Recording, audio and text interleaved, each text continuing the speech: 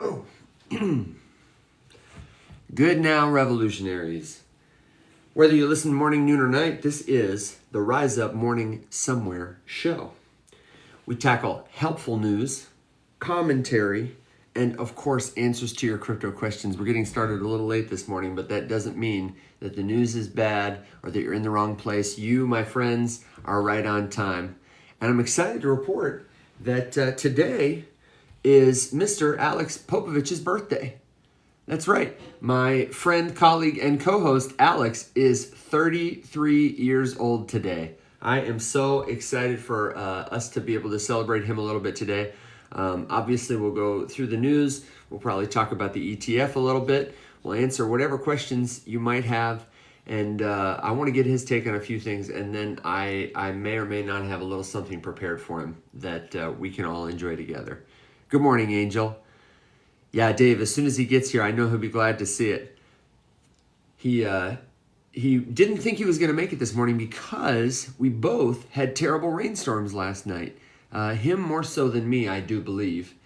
And it seems like he's going to be just fine. But as I say, we're running a little late today.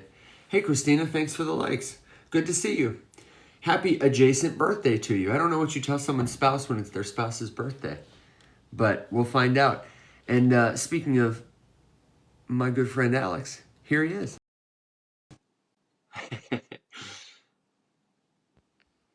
Hey, brother, what's going on? How are you? Happy birthday.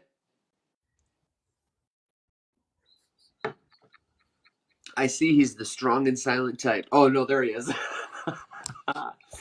Hey, man, how's it going? It's going. It's about to go better. Good. I was telling everybody you thought you might be late or not present this morning, and it turns out I was the one. So uh, hopefully everything there is okay. It rained pretty hard here last night. Yeah, so far so good. It was a little windy and rainy yesterday, but it's pretty mild right now, so we'll see if it picks up, but you Yeah, know. I got you. Good. Well, I don't know what's going on with my light over here. Can you see me okay? I'm a little bit dark, aren't I? I can see you, yeah. It's not your usual It's not glorious the self. usual bright, cheery self. Well, hang on. Give me a second. I'm doing my Wizard of Oz thing as the man behind the curtain. Let's try this. Um, how so far is your birthday, my friend? Well, I've been awake for not quite an hour. So Minutes and minutes. Yeah. so far it's going really well. Well, hey man, I'm glad to hear that. I sure am. I sure am glad to have you around and keep me on track and add so much to the show and for all the Faceless Many. I know I speak on behalf of everybody when I say I hope this is your best year yet. Um, I thought we could talk a little about the headlines, but then maybe as people have questions, I would love to take a moment in the show to to celebrate you. I have just a small something prepared, and I'm going to wait till more of our friends get here, and then I thought it might be fun to just share a little toast to you. Oh boy. Not don't be worried. I'm a little worried. No. Don't be worried at all. You're gonna be great. You're gonna be just great. But I do have to ask you a question. For your birthday this year, did you blow out any candles and wish for a Bitcoin ETF? I did not, but I did read Crypto Panic, and I'm conflicted. So Oh, I feel like we can talk about it. okay. That's well. Let me say it's good maybe that you didn't wish for one, but now you got to tell me why you're conflicted. What are you conflicted about? All right. Well, okay. So you know how, as is tradition, whenever there is either an impending thing or something happening that will affect price, every other news story that is not a price prediction just simply takes a back seat. Yep. And you're lucky if anything gets featured at all. Well, today I've noticed. Actually, this started last night because I bookmarked a few things last night when I sent you the one article last night. The There are just like a few things that have happened that I feel like could indicate either way. Mm-hmm. Um, Mm-hmm. so the big one is that old Gary warned people about FOMO on Twitter Yeah, like yesterday, yeah, which the thread. seems right like it could be preceding an ETF being approved and him trying to, father everybody into that new world. Yeah, I Um, just want to. Can I jump on it real quick and just tell people what Please. it is because it was short and sweet. Yes. We saw this yesterday on Twitter. If you're not on Twitter, don't worry. I'll summarize it for you. Gary Gensler, or whoever the intern is that runs his most hated Twitter account. Yeah, Uh, definitely an intern. this post had 400,000 views 11 minutes after it aired, and it starts a thread. I'm going to go ahead and just show you this. And it says a few things to keep in mind if you're investing in crypto assets. As of this moment, it's got, look at this, 26 million views and just 15,000 likes. My boy has a like to view ratio worse than just about anybody I've ever seen in my entire Yeah, life. the dude just gets ratioed on every post. I just don't understand it. Oh, now where'd it go? Here we go, Gary. Come on, give it to me. He essentially posted 3 follow-up tweets. Maybe my internet's acting up now because of the rain. That if you're and it was good information. Basically, if you want to invest in crypto, double check everything. Don't take anybody's word for it. And most cryptocurrencies are frauds and scams. Like it was honestly fine advice, but it made me think, Alex. Oh, why is he posting this right now? Is everybody about to start investing in crypto? Maybe Yep. because an ETF is about to be released. That's what I thought. Well, see, there's possibilities, right? Because actually, let me close this. Hang on. Gary has me. He's in my head, man. He's got me running and running around. I will say before Alex gets back, there are some great replies on Twitter, including one repost of the thread that photoshopped his response to make it look like Gary was a total degen. He said like somebody edited it, so thread number 3 was like, "Don't forget, boys, max leverage on the way up to the top, and then sell before everybody." It was like some Jeff the Dunker shit. It was fantastic. So the wind is picking up. We'll see how long this lasts. Okay. Anyway, so the reason I'm conflicted is because that kind of tracks, right? Like he might post something like that right before, the impending approval decision could come through. Someone pointed out that our glasses were matching last time, and I was like, I didn't notice, and now I cannot unsee it. Wow. This is the same frames I've always had, but they're a different color. They're, clear, which is the trending Yep. color. I've had these glasses for 3 years and I haven't had to wear them. And my others just are so done. I Look just at us. are those Warby Parkers? They totally are. Yeah, Wow, that's they great. are identical. Oh boy. Just when you thought we couldn't be. Now I guess all I need is Granny to make me a hat. That's right. And we've both got like the flannel going. You got a different pattern. I got to catch up to you. We're fine. It's cool. Need a little more gray. I'm working on it, man. I'm working on it. Well, Gary's not helping. No, Gary's not helping at all. So okay, I keep beating around the bush here. He posts this. Sounds like it could be an impending approval. However, he could also just be saying it because he's Gary and he's grossly out of touch, and that's also a possibility. Or that he's trying to he's setting up for a delay and knows that we would then have another rampant build-up period, and he wants to prepare people for that. Because there was also warnings about the volatility, which means that he could be about to do something that he knows is going to crash the market, like deny it. So I feel like there are a couple different ways that you can read that. So I'm not too sure how to feel. I mean, gut says that it would be the impending approval, but at the same time, I feel like there's kind of a lot of stuff happening at the last second, and I don't really have enough industry know-how to say whether or not this is indicative of an impending denial, approval, or delay. I'm kind of erring on the side of delay at this point because Yeah. a bunch of amendments were filed in the last 48 hours.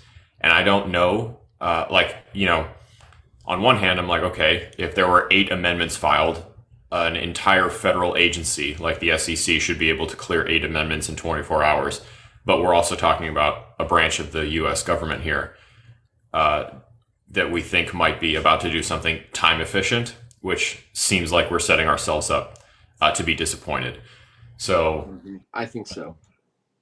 I don't know exactly what I was just about to read this little piece right here to try to figure out exactly what a 19B4 filing is because 8 new ones were listed yesterday. Yes, yesterday. This is an article posted late last night. Let's see. Their According amendments. to our friend GPT, a 19B4 filing is something that anybody who's applying for a change to rules in stocks or that's governed by FINRA, the Financial Industry Regulatory Authority, has to file with the SEC Okay. to notify them if there's a change in the rules of a self-regulatory offering. Okay. So it looks like, you know, I'm not sure. I'm not sure what changed in the landscape though that prompted all these people who had previously filed, because that included BlackRock, right? It included Kathy Wood with ARK. Yeah.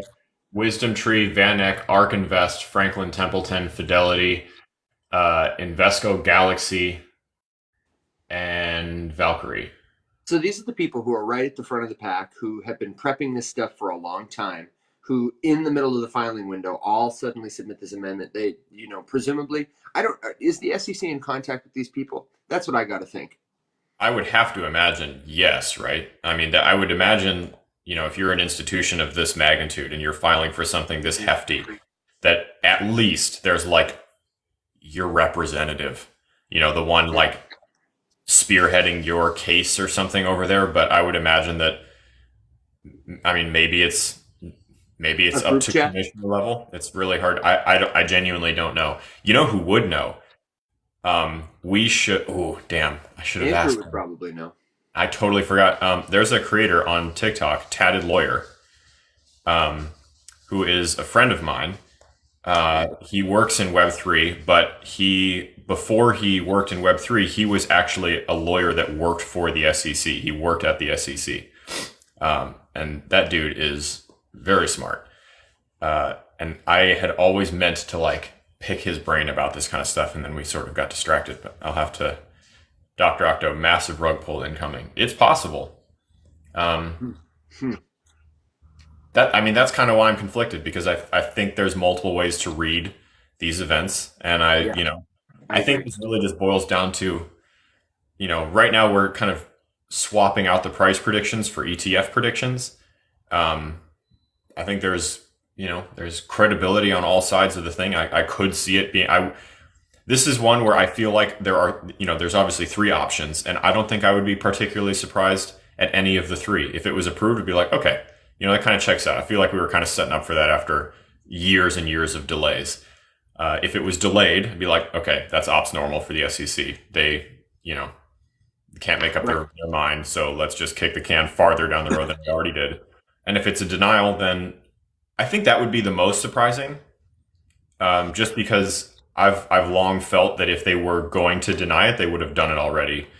But maybe the case would be, that they tried so long and so hard, so they're just strengthening their case in the public image to defend themselves on a denial.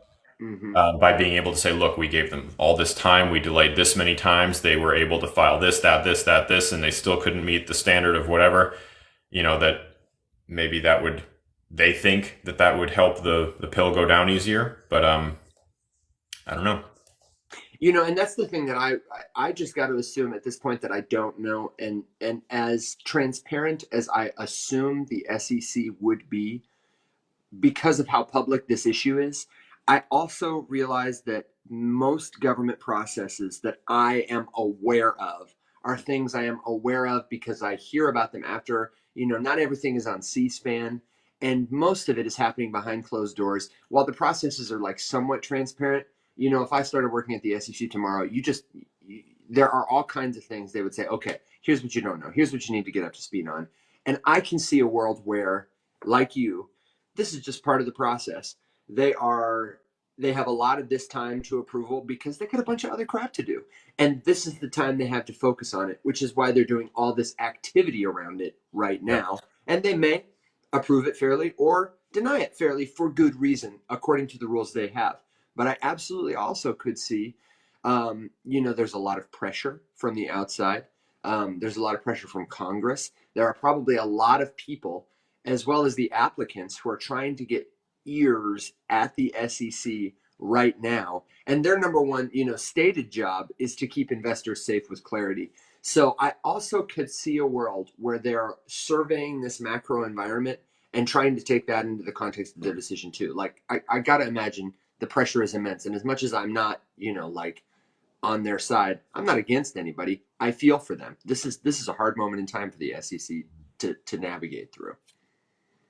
I can imagine too that there's a bunch of internal conflict at the SEC as well. I mean, just the two most public facing commissioners, right? I mean, we have the chair, and then we have, I don't know exactly how the commissioner structure like hierarchy works, but Hester has been there for a long time, and she's extremely prominent, and she dissents pretty much everything that the rest of the agency ever does. So I can imagine that with something this momentous, here's the conversations I would hope are happening, right? I would hope that Hester is being given the opportunity to speak about all that kind of stuff because she always has really good shit to say. I would hope that there's someone pointing out that, hey, this is how the world works. And if you just reject this for no good reason, you're going to crater the market and, blah, blah, blah. This could hurt investors. So, I feel like a lot of the things that Gary says are, hidden behind the guise of protecting investors, but he delivers them in such a way that he ends up hurting more investors than he's ever helped, which is a delivery problem. I had one more thing that was popped up here. Let me see if I can find it again. I refreshed the Panic front page, and now it's all. There was a comment that I can hit real quick. I thought read the comment. I have something to say too. Go ahead. So Dr. Octa says Bitcoin climbing like hell, altcoins taking a shit at the same time. So this is kind of just in a nutshell. This is the general ebb and flow of money in the crypto space. It typically follows this pattern. This is not groundbreaking. Pretty much anybody who's watched the market for a while can tell you this. Bitcoin leads the pack in both things, right? So Bitcoin is kind of in its own little category, and then everything else is in its own little category. Mm-hmm. You'll hear people use the phrase the flippening a lot, and that is to describe an event in which Ethereum leaves this clump of everything else and either enters its own place or just swaps with Bitcoin. Literally what it means is that the market cap of Ethereum would pass the market cap of Bitcoin. What it really means in the grand scheme of things is that the rest of the crypto market no longer simply has to follow Bitcoin for bad Bitcoin news. It could follow its own good and bad news cycles with regards to whatever it is.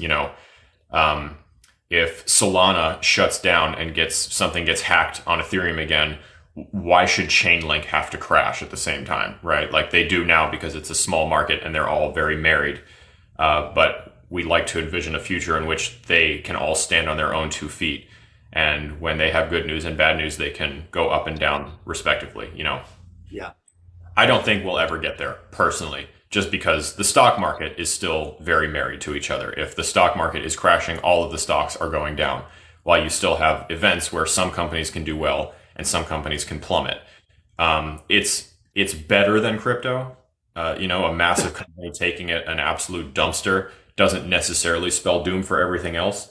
But you'll see, huge crashes definitely affect the rest of the market as well. So with regards to Bitcoin and altcoins, if Bitcoin is pumping, altcoins typically lag. Money is being made in Bitcoin, and then those people who made that money will take it and rotate it into their highest conviction altcoin plays, which will rise the rest of the markets.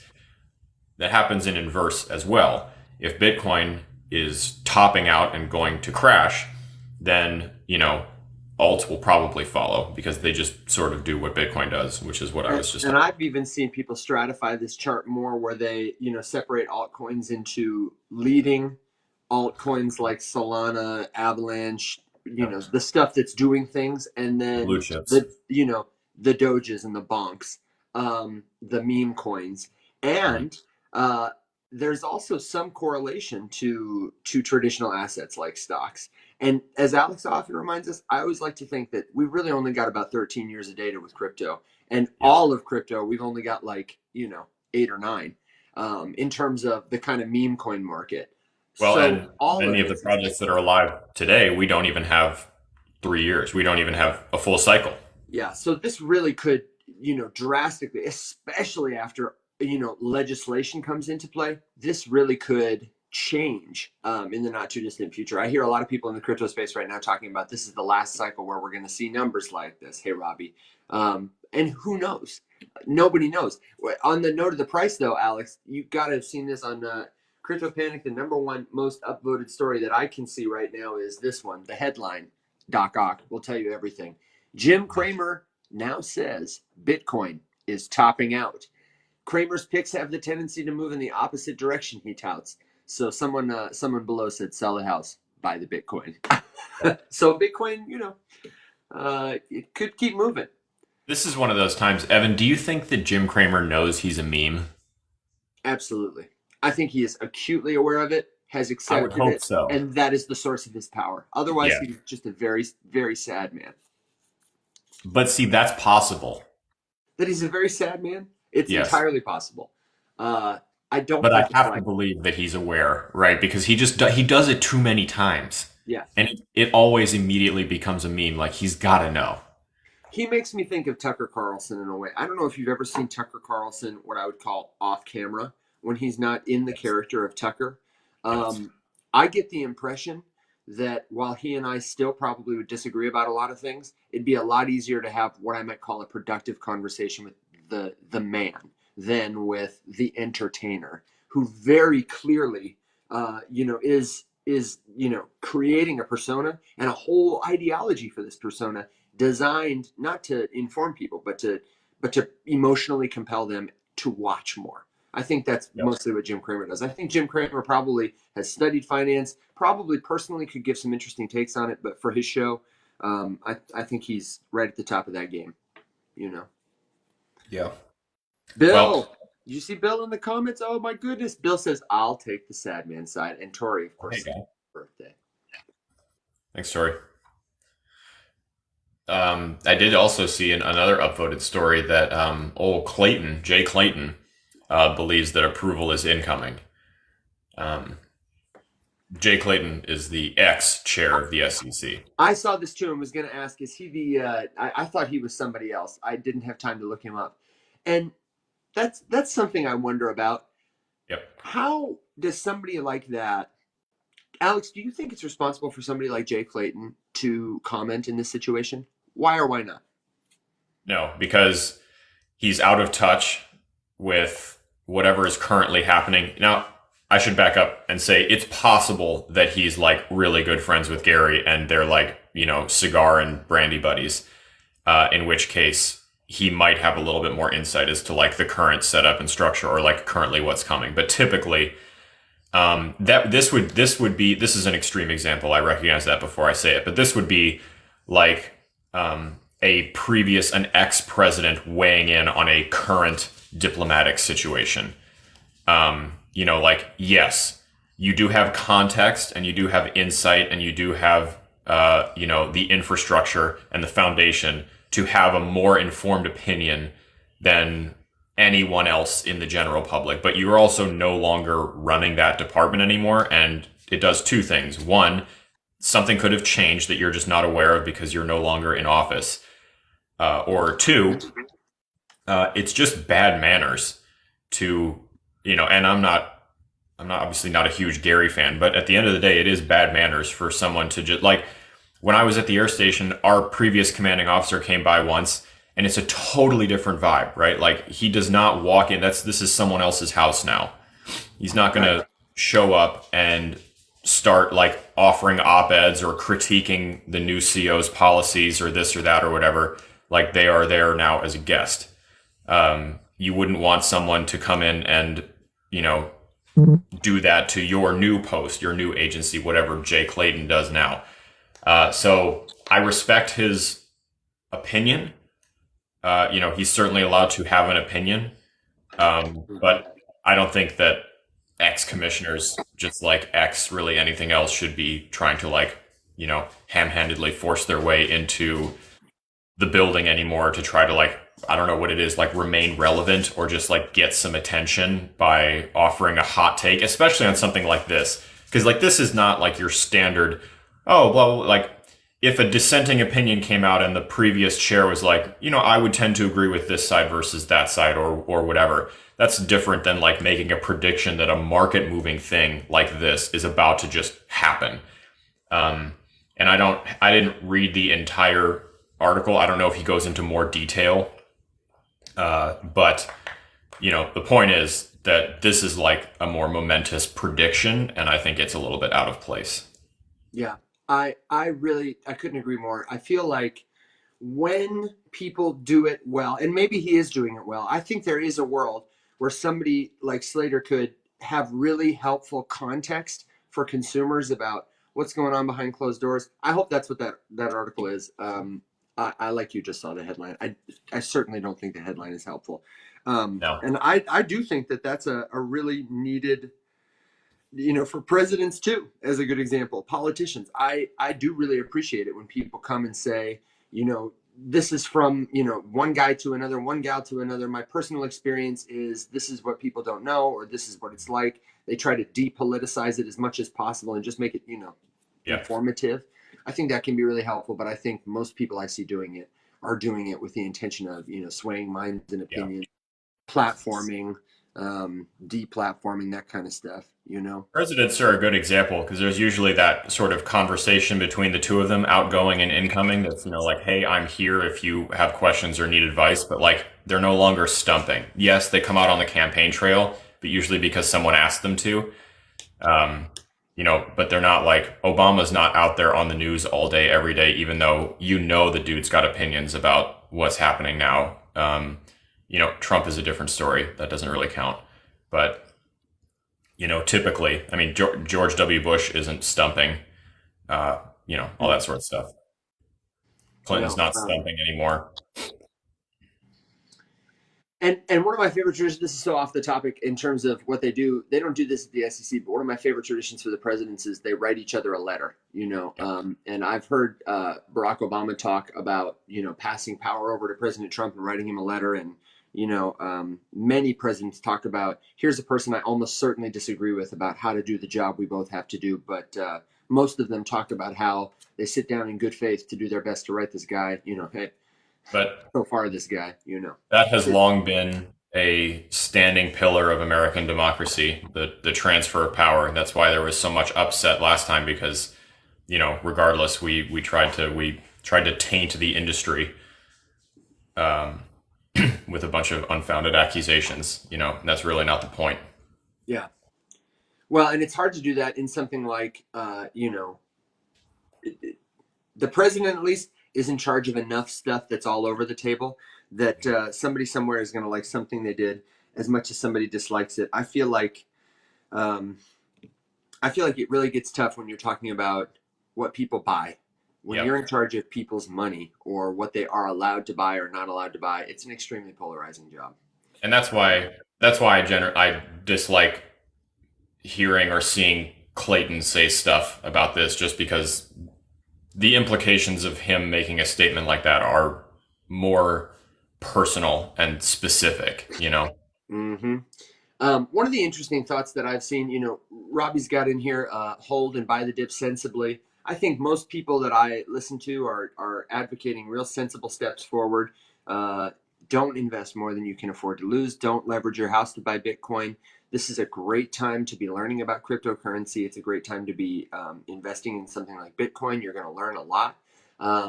But as always, be thoughtful. Buy the dip is a good strategy. It will go up, it will go down. The headline that I thought was interesting, the CEO of Messari, Ryan Selkis, um, he's saying that this is a great time for people to hold on to Bitcoin because there's so much uncertainty in the world. You know, Bitcoin as a global decentralized currency is a great hedge against I don't know what my country's going to do tomorrow. In a world where people have said it's valuable. But Alex, do you happen to know when something we look forward to every year is the Messari report, the crypto theses of 2024. Do you know when they usually release that? Because I was just checking and um, I feel like they have yet to release it. Oh, but look, I've Googled again and here it is. Okay, I next was show gonna I say, want to do this yeah, on Thursday's show. Everybody, here's your homework. Real quick, let me give you some homework. If you are investing in crypto and you want to learn more about it, if you are just interested in crypto from a technological perspective, it doesn't really matter. This is one of the best reports that gets published annually by a group called Messari. It looks like this. I'm going to show it to you real quick. It's called the Messari Crypto Theses. Ryan Selkis, an investor who leads technology and investing over at Messari, he and his company, this is the best company I know doing, trends, companies, projects to watch for across the landscape with helpful predictions for 2024. And it's not predictions like go buy Solana because it's going to the moon or here's a great meme coin. It's predictions like, decentralized identity is going to be a huge application of, whatever. And here are 10 DeFi ecosystems that have 3 different protocols. Here's how they differ. I mean, it's like the best deep dive breakdowns in one place that I personally read. I look forward to reading it every single year because it's terribly informative. And he always writes sort of like an opening letter that puts it all in context. But I'm talking this document this year. How many pages are we? Looks like this year it is a cool almost 200 pages. So it's just chock full of good stuff. yeah, And you can find it by just Googling Messari. I'll put it in the comments. Messari, Crypto Theses 2024. They talk about everything, and, yeah. and I'm just trying to get a preview of this. I don't have enough pulled up to tease you. Um,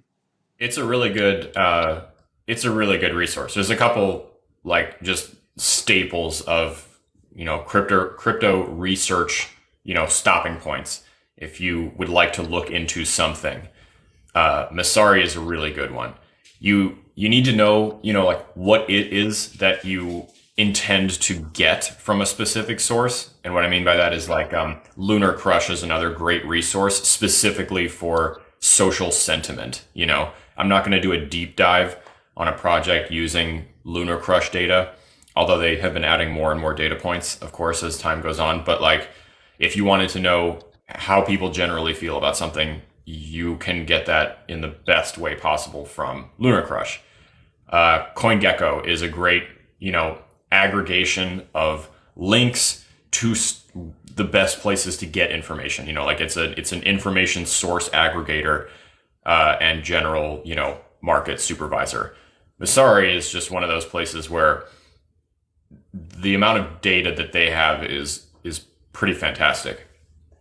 The number of tools that I'm sure there's a pro Messari version that you can pay for that gives you like even more data and research points. I've never subscribed to anything like that.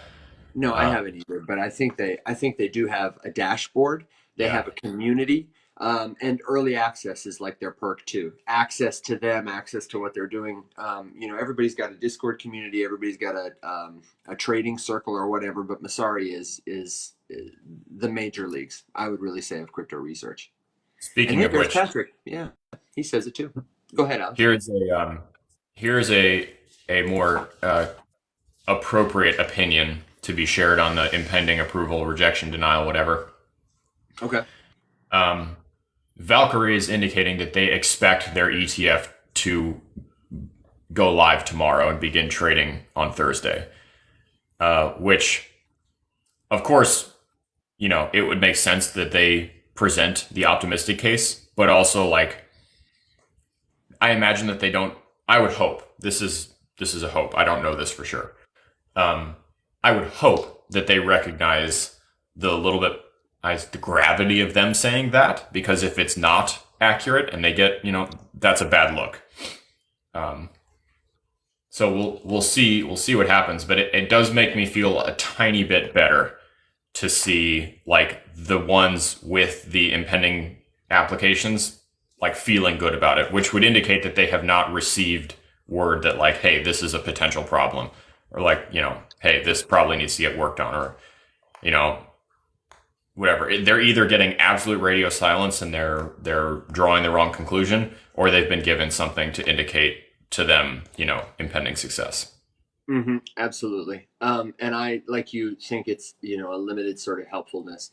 But amid this, there are plenty of other excellent stats that are coming out. I just saw that Binance Pay reached 12 million active users in 2023.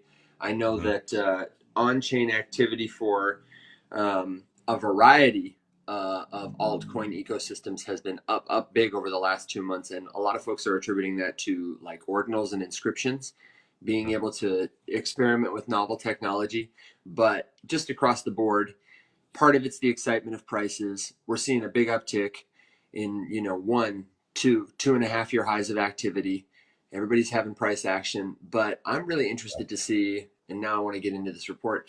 I'm really interested to see what this, if people coming back right now, if any of them are going to get shunted into some of the gaming, some of the DeFi, some of the more novel applications that people have been working on for the last 4.5 years. We just saw the other day, Mihir posted it in our chat, that Visa is ramping up their Web3 loyalty program. Very much in the vein of Starbucks, Yep. very much in the vein of something we had been, talking about since before RevPoints 3 or 4 years ago. And now Visa is about to pop it out into the public eye, earning tokens, getting tokens as a reward, sharing them with other people, spending them in a marketplace. I'm really excited to see if this uptick in activity is going to flow towards some of those things that I really think, like Reddit NFTs, is going to touch a tens of millions of lives. And without even knowing it, people will become users of the blockchain. That's Yeah. that's what I'm really looking forward to seeing here. I haven't seen it yet, except that I see people are working on these consumer products. But what do you think? Are you seeing anything like that? What did you think about the Visa news? Did you take a look at that at all? I haven't dug into it more, but I mean, it sounds like it holds water, because there's a couple things that are sort of unaffected by the larger ebbs and flows of the general market sentiment that just kind of keep doing their thing. We've talked about like more niche projects like VeChain and stuff, just sort of like doing their job. So I don't have any super informed opinions on it. The last thing I wanted to add just on this ETF, the Valkyrie saying that they think it'll be approved. This is interesting. If and when it becomes, if and when trading begins on Thursday, Valkyrie expects to see $200 to $400 million worth of investor funds coming into the Valkyrie ETF. And the reason that I highlighted that is because I feel like it's one of the first sensible dollar figure amounts that I've seen, because we have just been inundated with headlines of $5 trillion will be flowing into the Bitcoin ETFs in the first 16 seconds of it being live, and all this other, bullshit. And, a massive firm like Valkyrie predicting like a few $100 million flowing into this new risky, not super well known asset class, represents, what's Bitcoin's total market cap right now? 800 billion? Just under a trill. Yeah.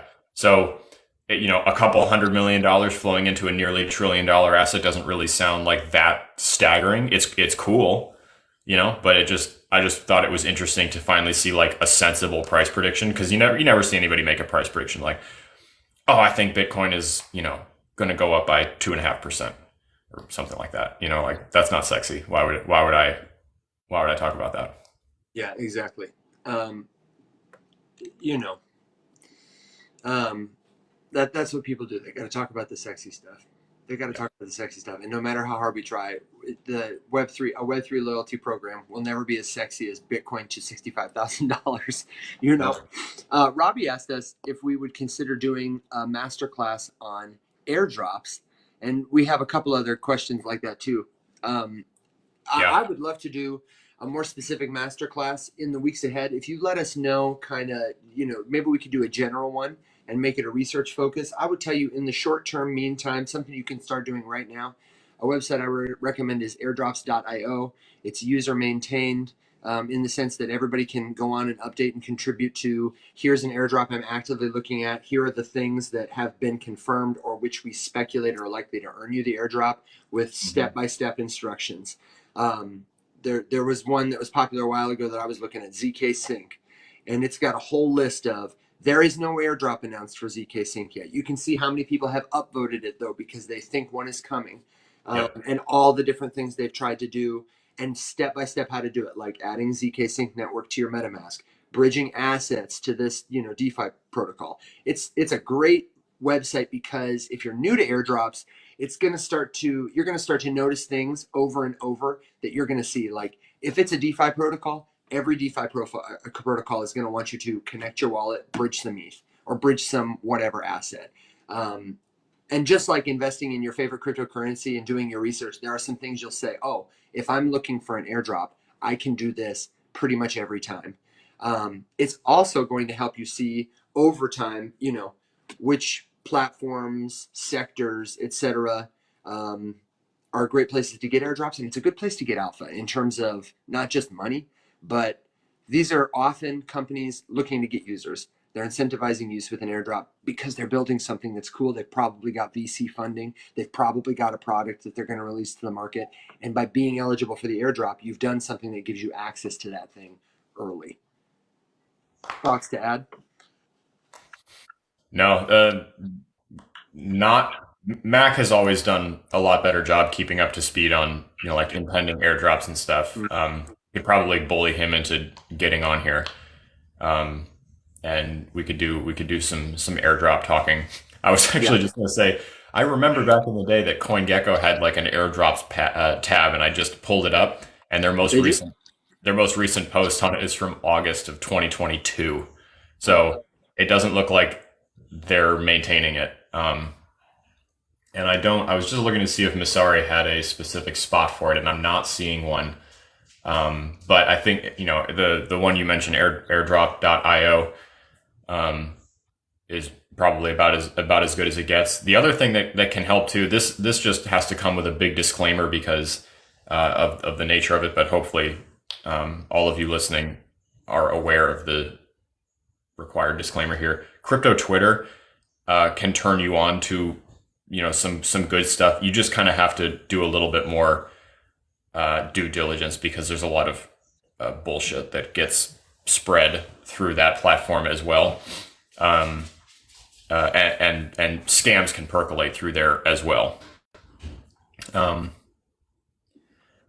but yeah, no, I mean, I personally love. I'm a big fan of Jesus Christ, the airdrop idea. Mostly just because future. it is a way that U.S. citizens can be involved in some of these cooler projects because we don't get the opportunities to participate in ICOs and IDOs and stuff. But an airdrop is a legal way to distribute a token in the United States. So And we also had a question here about injective. I have to just say, full disclosure, I've been watching the injective hype since people have been talking about injective in my circles for at least I don't know. I'm trying to think. The last time I heard it was somewhere feels like somewhere at the start of 2023, and it was just a couple of pennies. And am I thinking of Engine? I might be. Alex might have to confirm for me. There was one a couple years ago too that was really hype, and Injective might have been it. But in terms of how to get involved in the ecosystem, if you live in the United States, there are a lot of these cryptocurrencies like Injective that you're not going to be able to get unless you're using a decentralized exchange. And I would always just recommend Uniswap. I would recommend PancakeSwap. Um, those are two that I tend to use. But I would also say there is probably a DEX that is closer to Injective. I don't personally know where the most volume is traded. Is that something you know where we can find real quick, Alex? Yeah, CoinGecko can tell you. Binance and BitUnix. But I bet a lot of those people are trading outside the U.S. because my understanding is people in the U.S. are having a hard time accessing it. I will say this about Injective, though, is just quickly that it's, the price it's surpassed an all-time high. Not a bad idea to buy yourself 2 cents to remind yourself to come back later. But if I was you and everybody's talking about it, I personally wouldn't be interested in opening an investment at this time. Yep. Yeah, so it looks like by volume, why this isn't automatically sorted like this. So by volume, it's Binance far and away, but that's regular Binance, not Binance US. Followed by, hold on, Coinbase. Yeah, but I think again, it's a KYC thing. Okay, interesting. You know what I mean? Like, I think you can get it on Binance. I think you can get it on Coinbase, but I feel like there's some KYC barriers. All right. Well, introducing Alex's new Injective Protocol hedge fund. Yeah, and Injective is not new. They were saying. I was looking it up over here. We've been hearing about this. There were a lot of people talking about Injective in 2021 also. Not as much because it wasn't as developed or doing as many exciting. There wasn't as much to point to. And I think Alex and I talk about this a lot. We're at the point where sometimes, this stuff happens in cycles. Sometimes somebody asks you about something you haven't heard about in a couple of years, and you got to go, oh my God, what? I feel like I know somebody who was in on not an airdrop, but like an ICO or something like that. I don't know if it was Injective that did that. I honestly would have to go back and look through some records that I don't keep to tell you. But I feel like they've already, they've been active. They've been here for a minute, so we're really not early. And we weren't early when people were making videos about it last year. It was a great time to get in. I don't think now is probably a great time to get in. I think it has some promise. It's not something I personally have researched well enough to have any degree of conviction in beyond as a speculator. So, maybe Injective, because a lot of people are talking about it right now. Maybe that'd be one that we could do some fun little deep dive research. More for the Injective small caps than the token itself. Yeah, absolutely.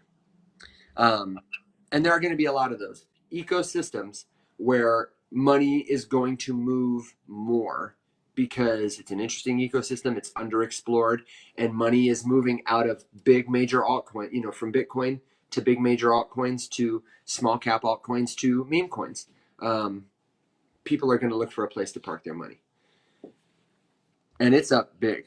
B. Rudo says, yeah, up 30x this year, not buying more. Probably a good idea. I wonder hey, what. Look, and there's Mihir. Love you, Mihir. Hey, Daddy. Mihir, today is our friend Alex's birthday. Oh, can you believe it?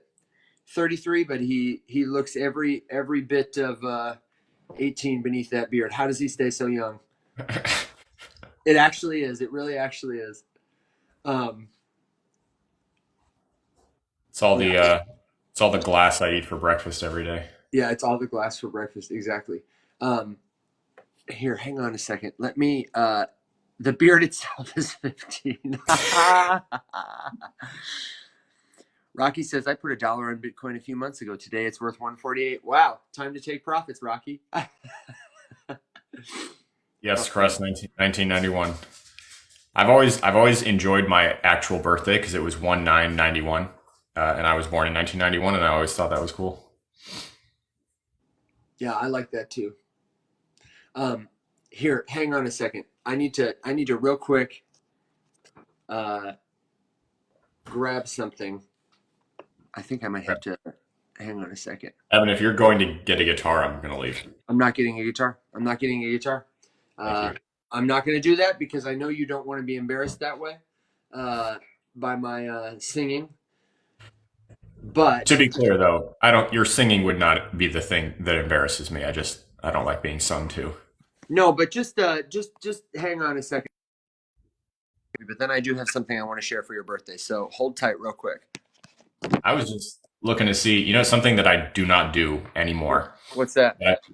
That I haven't done in a while is like just dig through and try to find like something good to buy for myself, crypto wise.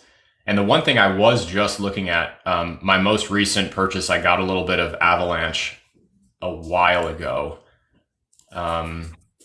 Still up right now from where I most recently bought it at.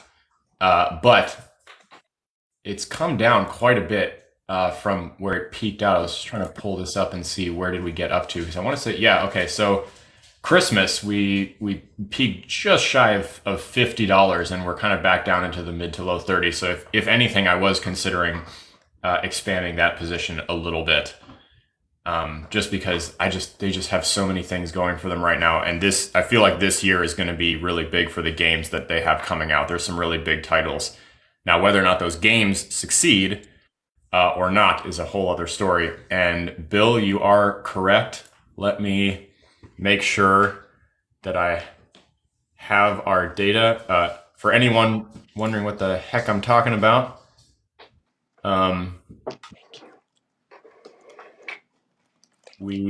the season 7 of the Syndicate games is just now ending, and I need to grab our leaderboard.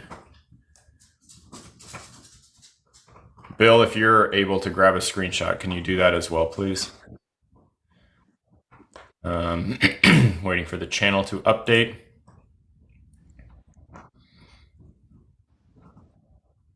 All right. Let me just let Tristan know here.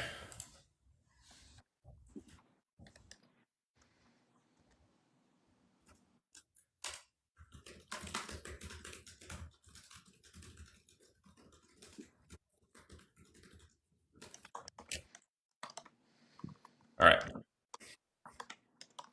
I know, I saw that too, Angel. That's how you know Avalanche is heating up, because they capitalized on the attention with some meme coining. I did not look into that one specifically, but I was seeing the people on crypto Twitter buzzing about it. But I don't know. I just of all of the ones that are out there doing stuff right now, Avalanche that's why I highlighted them as my project of the year for 2023, because I feel like they just really found their purpose and they really leaned into it. Viroto, how do launch pads work? Do you just buy the token and you're in, or do you need to find them? So a little bit of both. Launch pads typically, it kind of depends on the launch pad, but one of the ways that you can get in would be that they probably have their own native token, so you can get some of that. I'm trying to think of what's the name of that big one that was Evan. Maybe you remember. Sorry, what's that? I'm just trying to think of the names of that super popular launch pad. I've never interacted with DAOmaker. DAOmaker, that was the one. Yeah. So basically, you would hold that token, and it would entitle you to participate in other token launches through DAOmaker. But kind of, yeah, it's not really that involved. Like, they'll tell you, Rudo, about what they have coming up and what they have launching, and they'll do a little commercial about it, because they want people to allot to it and buy into it. So you typically don't need to do a tremendous amount of digging to find stuff. You do need to do digging to figure out if the thing that they're showing you is worth your time and money. But no, it's more of a, if you're on the launch pad, if you're involved in the launch pad, they have, their listings, they have the stuff that they are about to be launching, circulating, coming up, advertised, promoted, whatever. and then they give you an easier avenue to get involved with it.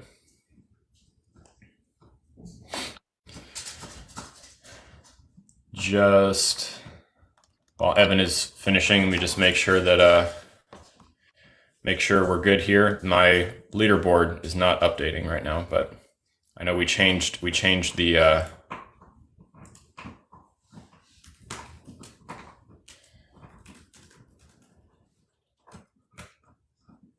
make sure we don't lose this data. That would be bad. Let's pay attention to the ecosystem with the native token to the launch. Kinda, yeah. So it's not necessarily that, like it's all on, their chain or within their ecosystem or something necessarily. Different launch pads work different ways too. There's a shitload of launch pads. But typically, yeah, I mean, that's the basic launchpad function. They have their little cluster of projects that are launching on their platform, and they give everyone who's participating an easy way to get involved in it. There is, of course, risk there. And typically, these things follow the same price trend every time, to where something is launching, it's going to launch and it's going to rip right at the beginning with the people who have limited access to it, getting into it. And then it's going to categorically dump. So just be aware of that. At launch is like the most volatile time that you can get into something. There's an extremely good chance that you lose money on that sort of stuff if you're not the first one in the door. So like, don't let the FOMO be the thing that gets you into it. By the time you're hearing all of the people shilling it and talking about it, you're more than likely too late, and your risk is just skyrocketing. Potentially could still make money, of course, but it becoming more and more and more and more and more likely that you'll lose money. Are airdropped NFTs ever not a scam?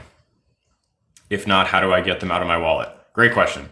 They are not always scams. And I'm saying that from personal experience, that we have used the locations of the OG TFMs to launch the toy boxes. We airdrop those to people.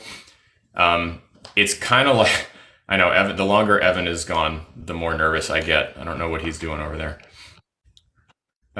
But don't be nervous, Alex. I'm here. I can hear just like light rustling in the background, and I don't. It's going to be underwhelming, I'm sure. One more minute. I'm coming back. No worries.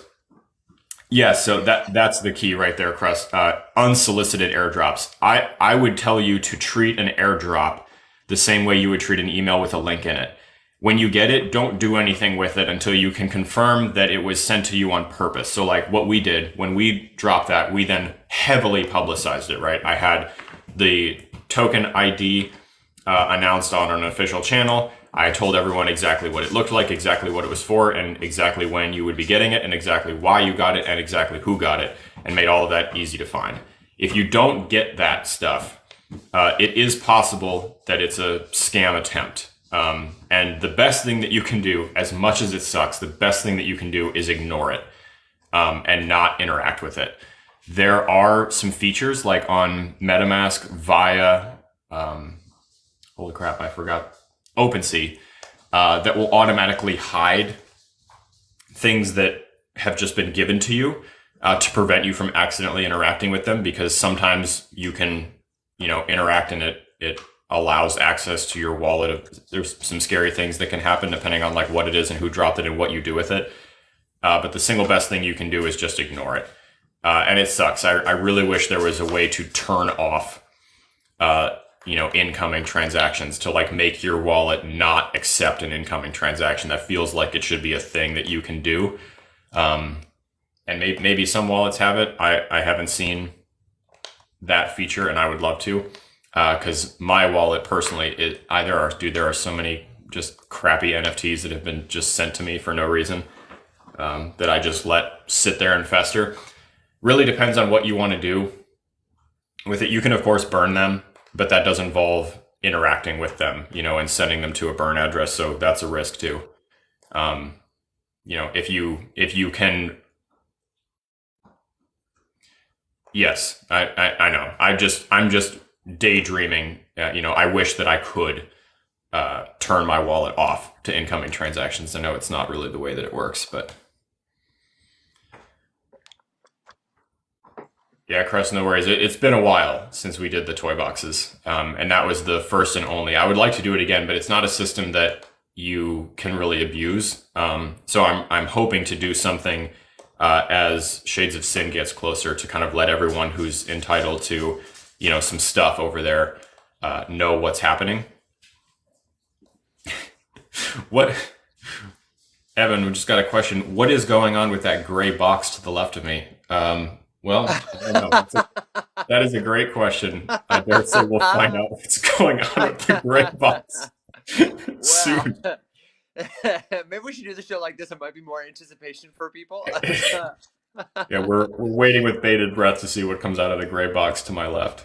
Okay, man. Let me tell you this. It's just me. I was just ruffling some things around in the background. You answered that question, and then I've got a new segment for our show that I'm going to do. No worries. What's happening in the gray box to my left? Oh, it's Daniel. What's up, dude? Yeah, I don't know what Evan's doing back there, but he's making me nervous. I saw that, Daniel. I saw that you cleared all of your videos, and I was gonna text you and ask you what was up with that. Daniel's cleared all his videos? Yep. I like the bio, Daniel. Maybe he's just trying to get people to follow him on X. Maybe it's more lucrative. Yeah, I keep getting reported. I'm sorry. It certainly is. If you can get more traction on X, I mean, TikTok is notoriously bad at monetizing or giving creators monetization options that aren't ridiculous. Speaking of ridiculous, listen, for anybody who doesn't know, today is our friend Alex's birthday. And so I need you to stick around with me for a second. Do me a big favor. I can't believe I'm going to ask you for this on Alex's birthday, but tap the screen, give him some likes, give him something cute. And if you wouldn't mind, join me as we do a little toast. I've got a couple things here. I've got a card from Kimberly in lieu of an appearance. I do have a little candle, cakeless candle. So we're all going to sing you happy birthday. But first, just for people who don't know you, who don't have context, and so we can earn some of the likes I'm asking for on your birthday, I wanted to just make a little speech for my friend Alex. So please, my friends, let's give it up with our likes and our claps for Alex Popovich, a man who rescues dogs and fosters children, the only man I know who can both rescue you via helicopter or from under the sea, but who just can't seem to find product market fit. He's turning 33 today, and his beard looks every bit of 55. But don't worry, Alex. Don't worry, man. Those gray streaks in your goatee, they just add to your distinguished game designer look. Or maybe it's distressed game designer. I can't tell. But Thanks, the man. tattoos, the mustache, now the cowboy hat. If you told me on career day that demon enthusiast game designer was a career option, I don't know how I would have reacted. But I do know that you, my friend, you are making it work. When we first met, I really did think that with your iconic mustache, you kind of looked like a wizard who got lost on his way to a Dungeons and Dragons game and then just wound up at a tech startup instead. And speaking of tech startups, I do want to talk about Shades of Sin, because when Alex said he was working on Shades of Sin, Mac started breathing heavy because he thought it was a smut novel. And I was like, I mean, I'm open-minded, but I said, are you sure that you're in the right industry? And it turns out he was just talking about our new game. He was not doing a steamy romance novel. And you can imagine my surprise when that's what it turned out to be, just a game. That's exactly what Christina says all the time. Yeah, exactly. Shades of Sin. It sounds like something your grandma would rent from the adult section of the library. As co-founder of Glass for Breakfast and Faceless Labs, Alex is undoubtedly, though, at the forefront of future tech, which is ironic because he does a morning show with a guy who can't figure out how to update his phone without calling tech support. Alex's philosophy, I will absolutely die on this hill.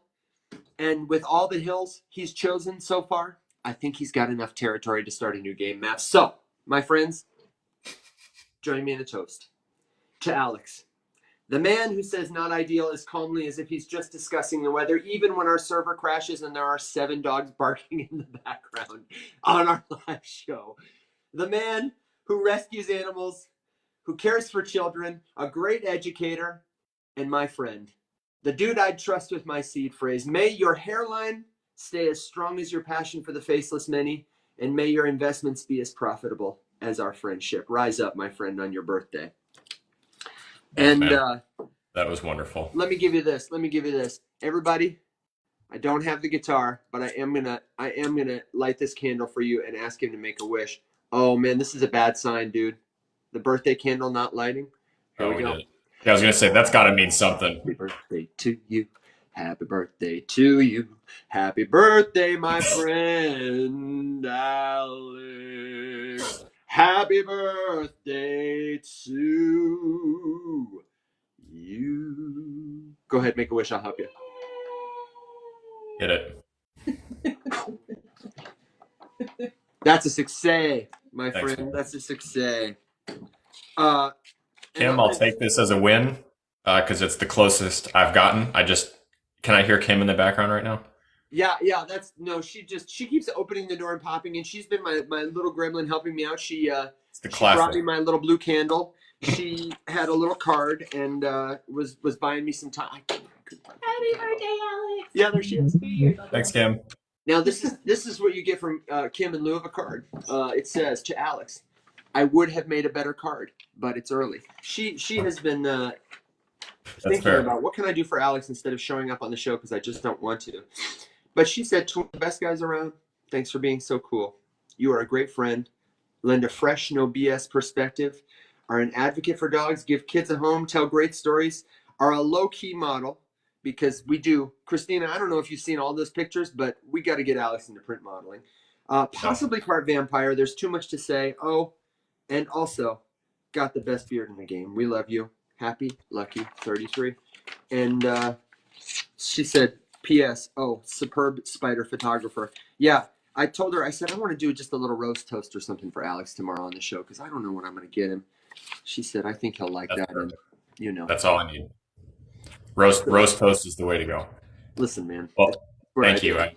I appreciate it, and thank you everyone for all of the well wishes. I appreciate it. Buy crypto is old. They say you are younger than me.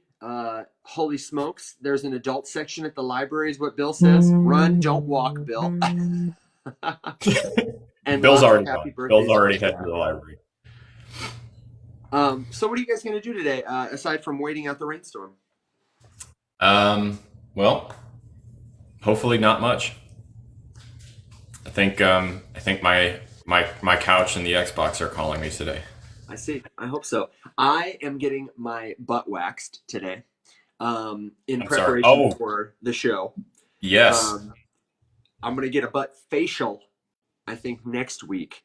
And then I'm headed on down to Georgia looking for a show to steal next week.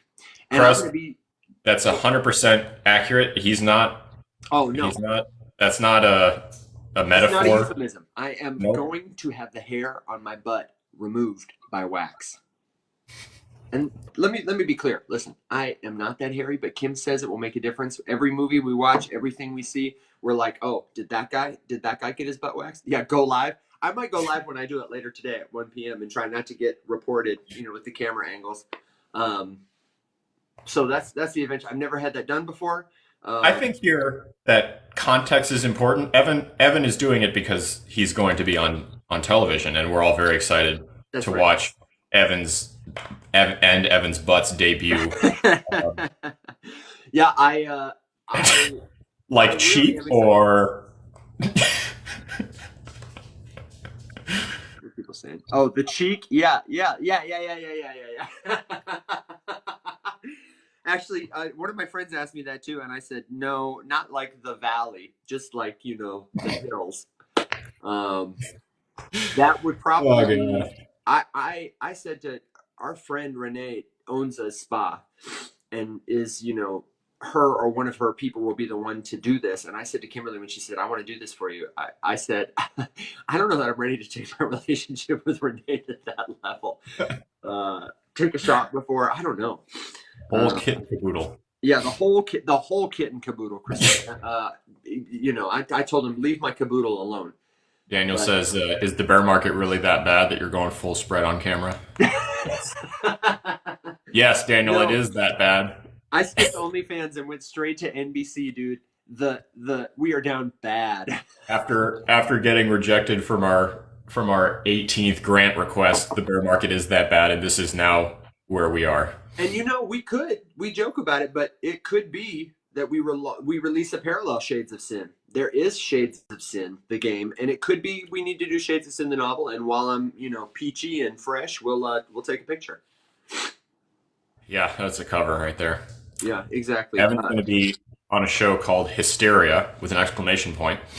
Yeah, it'll be on NBC and Peacock this summer. It's a primetime show. The way this is like not a nothing burger. There's like some serious. I mean, was it Bruce Campbell is in the show? Yeah, I mean, you know, it's got people you would know and recognize from plenty of other shows. The director is no slouch. She got her start. She broke. Her big break was doing Salt and Peppa's music video Shoup, and has since directed episodes of big time TV shows. Was the first Black woman to win an Emmy for outstanding direction of a television show. The production team is fantastic. The script is phenomenal, and I can't really tell you more right now, just, you know, because of the way that stuff works. But I will go next week. I'm in at least one episode in the first season, and, you know, there's a possibility if they like me and people really respond well to my character that they might write me in later in the show. But even if they don't, it's going to be a great opportunity to get in a primetime network television show with awesome professional people on a great set. My butt gets some airtime, and you know, I'm going down to Georgia next week, so I'll be, you know, a little closer to Alex, which is always great. Do you know when it airs, Evan? It doesn't have a solid date yet, but it's supposed to be summer 2024. It all just depends on the exact post-production. And you know, they're wrapping shooting. I mean, they're doing a tight shoot schedule. They started on the 3rd and are going through, I think, the 18th or the 20th.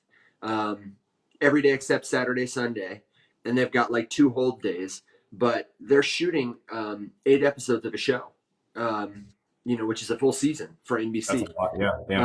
Well, just to go from shoot to air in a few months is pretty intense. And I mean, if you look, I don't watch a ton of TV, but I have been streaming The Office on Peacock with Kim, and they advertise the shows that are coming to NBC, you know, next, like right now. So I assume that they're going to try and lop together a trailer in the next month or so. And usually everything adds for summer shows in like March or April.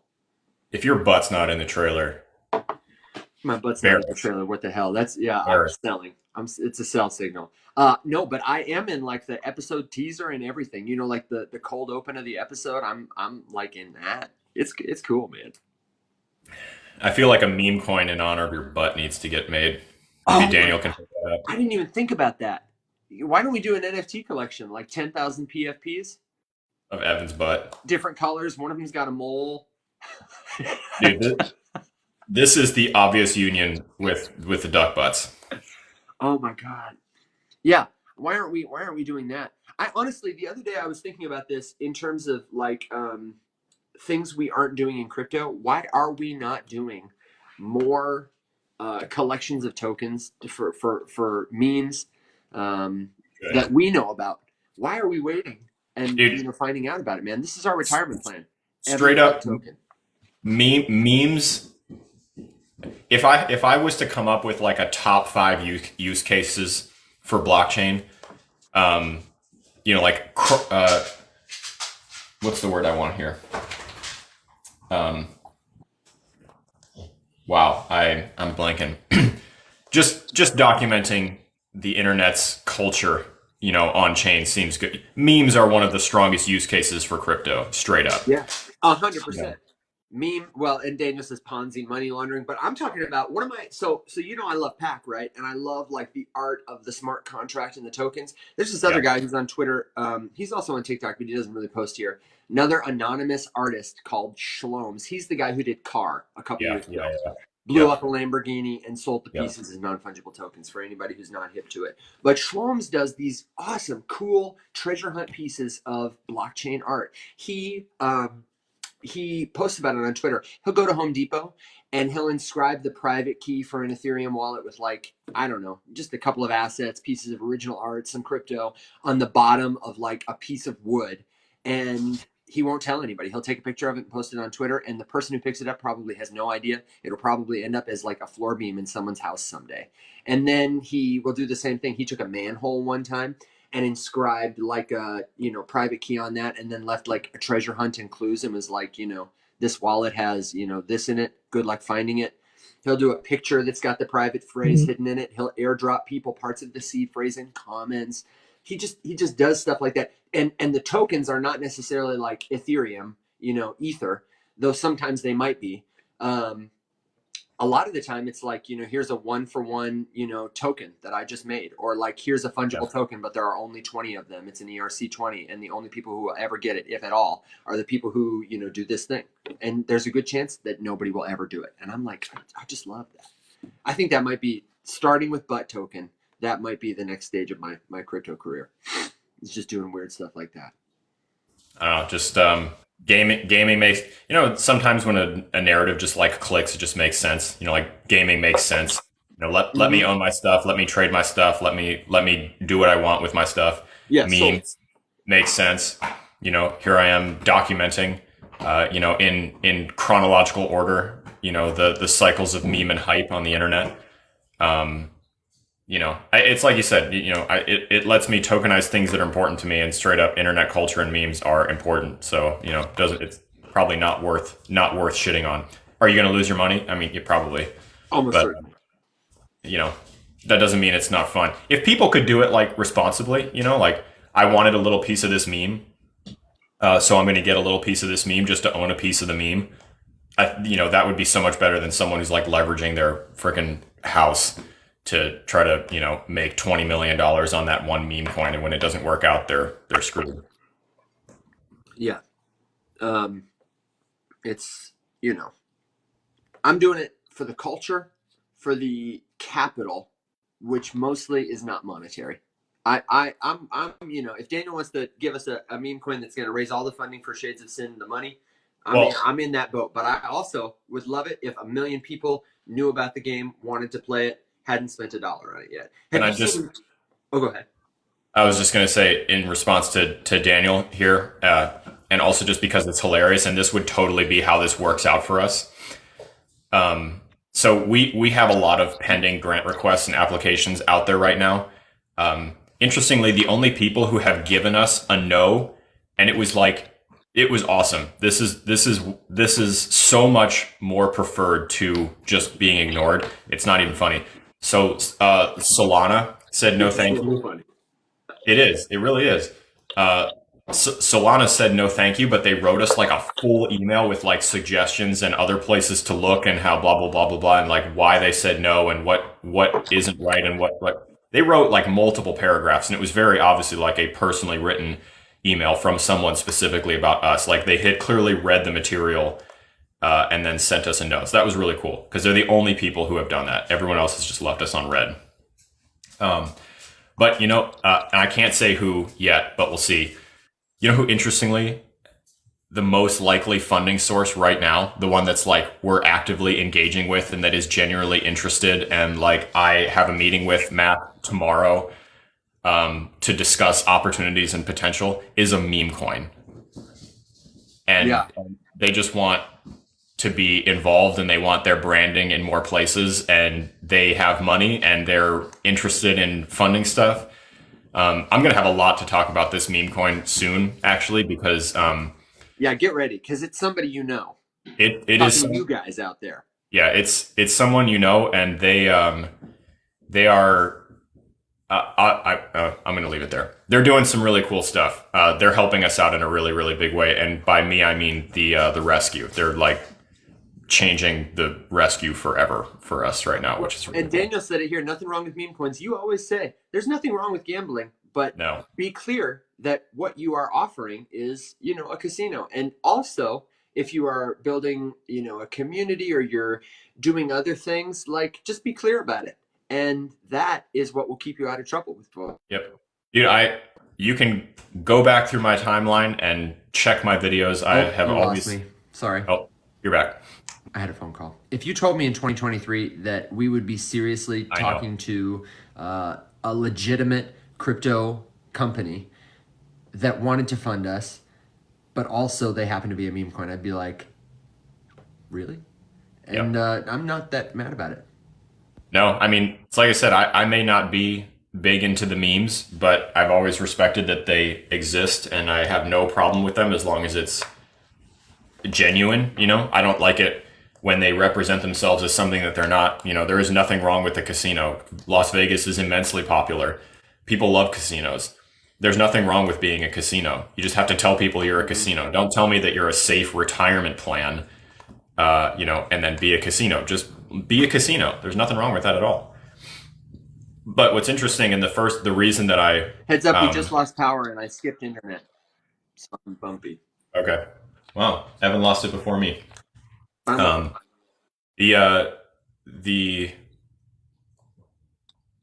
that I lost my train of thought, just like off it went.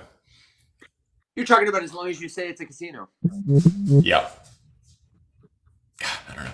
Whatever. Sorry. It'll come back to me. I just want people to represent themselves appropriately. If you're a casino, just say you're a casino, because casino games are fun. Nothing wrong with that. Got that 33-year-old brain going on, man. Yeah. Might need to get in there and give a little rooter. We're starting off strong. Yeah. Oh, I remember what I was going to say. In their initial reach out, like for the rescue, they made a very substantial donation to the dog rescue that I volunteer with, and in return, they wanted us to make content sponsored by them. And I had a meeting just to kind of figure out like what they wanted in the videos, and they really just wanted, like in partnership with and sponsored by. Because I was like, hey, he was very excited, one, to find out that I work in Web3. He was like, oh my God, this is so cool. And that's how the gaming conversations and all that sort of stuff started then too, because they realized that we work in the same place. But it was just like very adamant that like you don't talk about the token, blah blah blah. Like we work and operate in the United States. You can't talk about the token, can't talk about the price. And I was like, all right, I see you. Because I told him that was my deal breaker. That like I'm not here to shill your cryptocurrency. And he was like, oh no, absolutely not. But hell, I'll name a building after you any day of the week. Yeah, absolutely, man. Absolutely, and how great it is to be working with people who who get it, who understand the the law as it exists and want to do by the law. I'm excited about that. I'm very excited about that. Anyway, Evan, do you have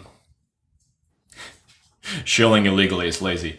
Yeah, that was my point. That was my point. It was like, hey, as I'm sure you know, it is against the law for me to shill you, so I'm not going to do that. And they're like, oh yeah, no, don't do that. Daniel, I think you would have a lot of fun if one of the things we talked about too. So I would like to do next show. This is kind of my final thoughts. It's about final thoughts territory. If you got a last minute question, I haven't been good about signposting today because I've been a little scattered, but we're here every Tuesday and Thursday. Okay.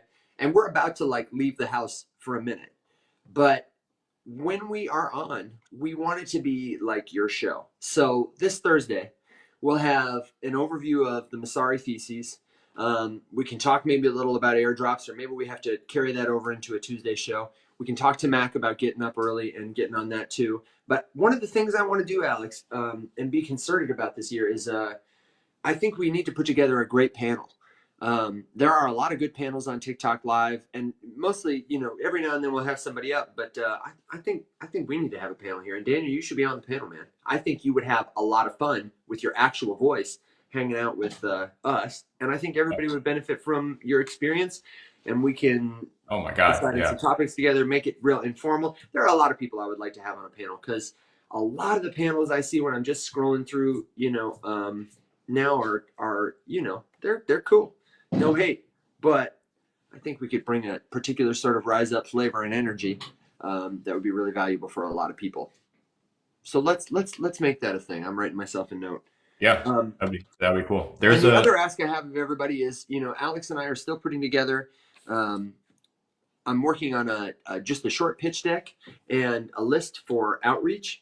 We would like to bring this show to more sponsors. We usually have between 50 and 100 viewers at a time throughout the whole show. We usually touch about 6,000 to 10,000 people from the For You page, which is not a tremendous amount, but in terms of crypto shows on TikTok, it's pretty big. But the important point here is that it's been growing consistently. That's right. And since the growth started to pick up, the average rate from episode to episode was over 20%, which is quite something. So we're looking to figure out how this show can become sponsored in a way that's helpful for us and for you. We obviously have the usual suspects. We're going to talk to Trezor. We're going to talk to Ledger. One of the outreach places that I have is CoinDesk has a huge podcast ecosystem. I had no idea.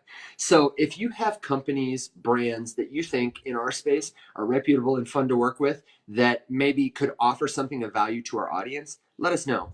And if they're not in our industry, that's fine too. Alex was talking about Boll and Branch. They sell bed sheets.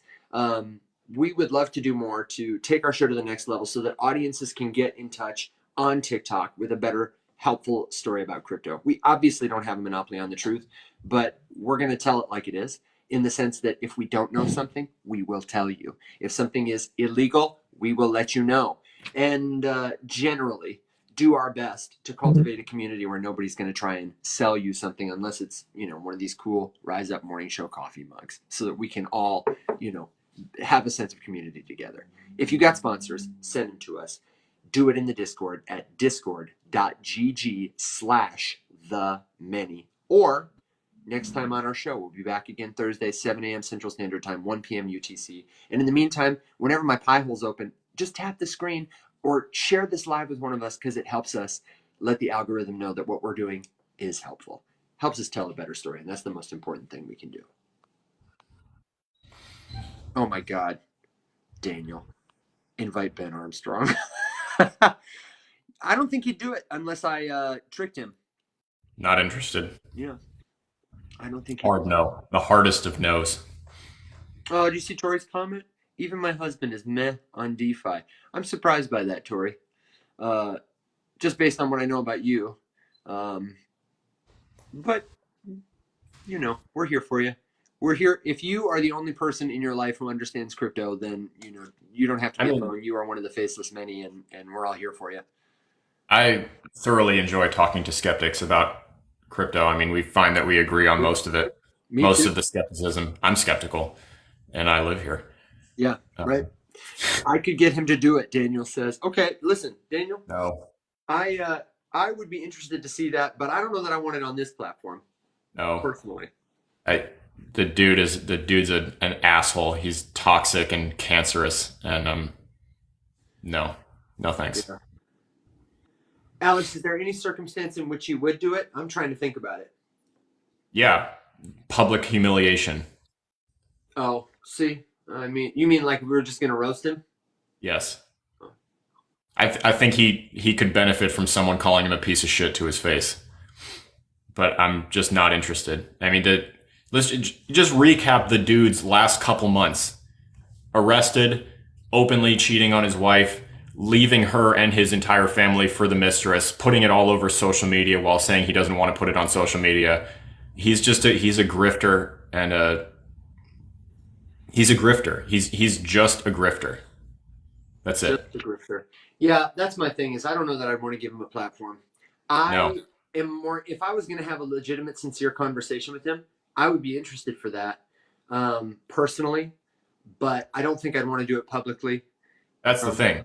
That's the thing. I have had multiple in-person conversations with him. No cameras, no nothing, just at a conference, hanging out behind the scenes, talking to him.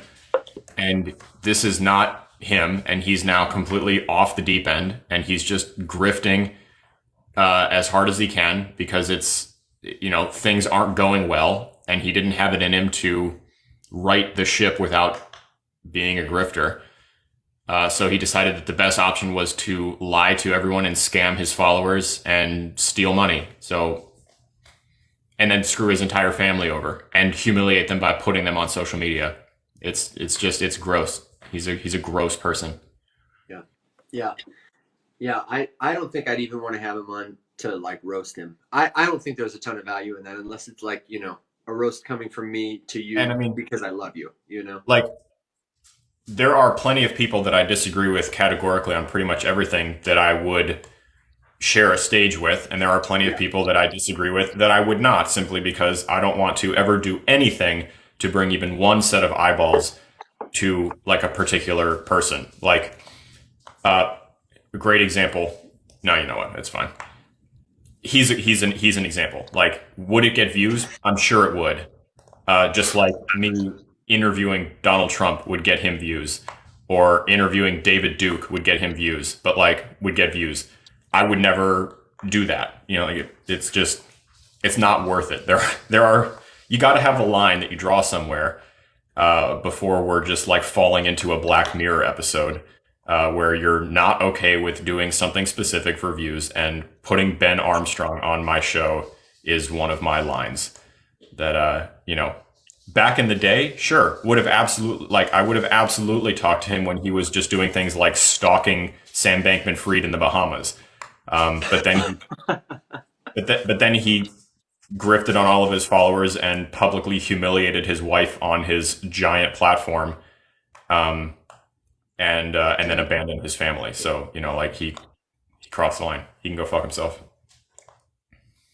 Yeah, I don't know that I could do it in a way that would ever would ever be valuable for people, or make me more, everything I think about, is this going to help people who watch feel like they know me, like me, trust me. Those are like my guiding stars.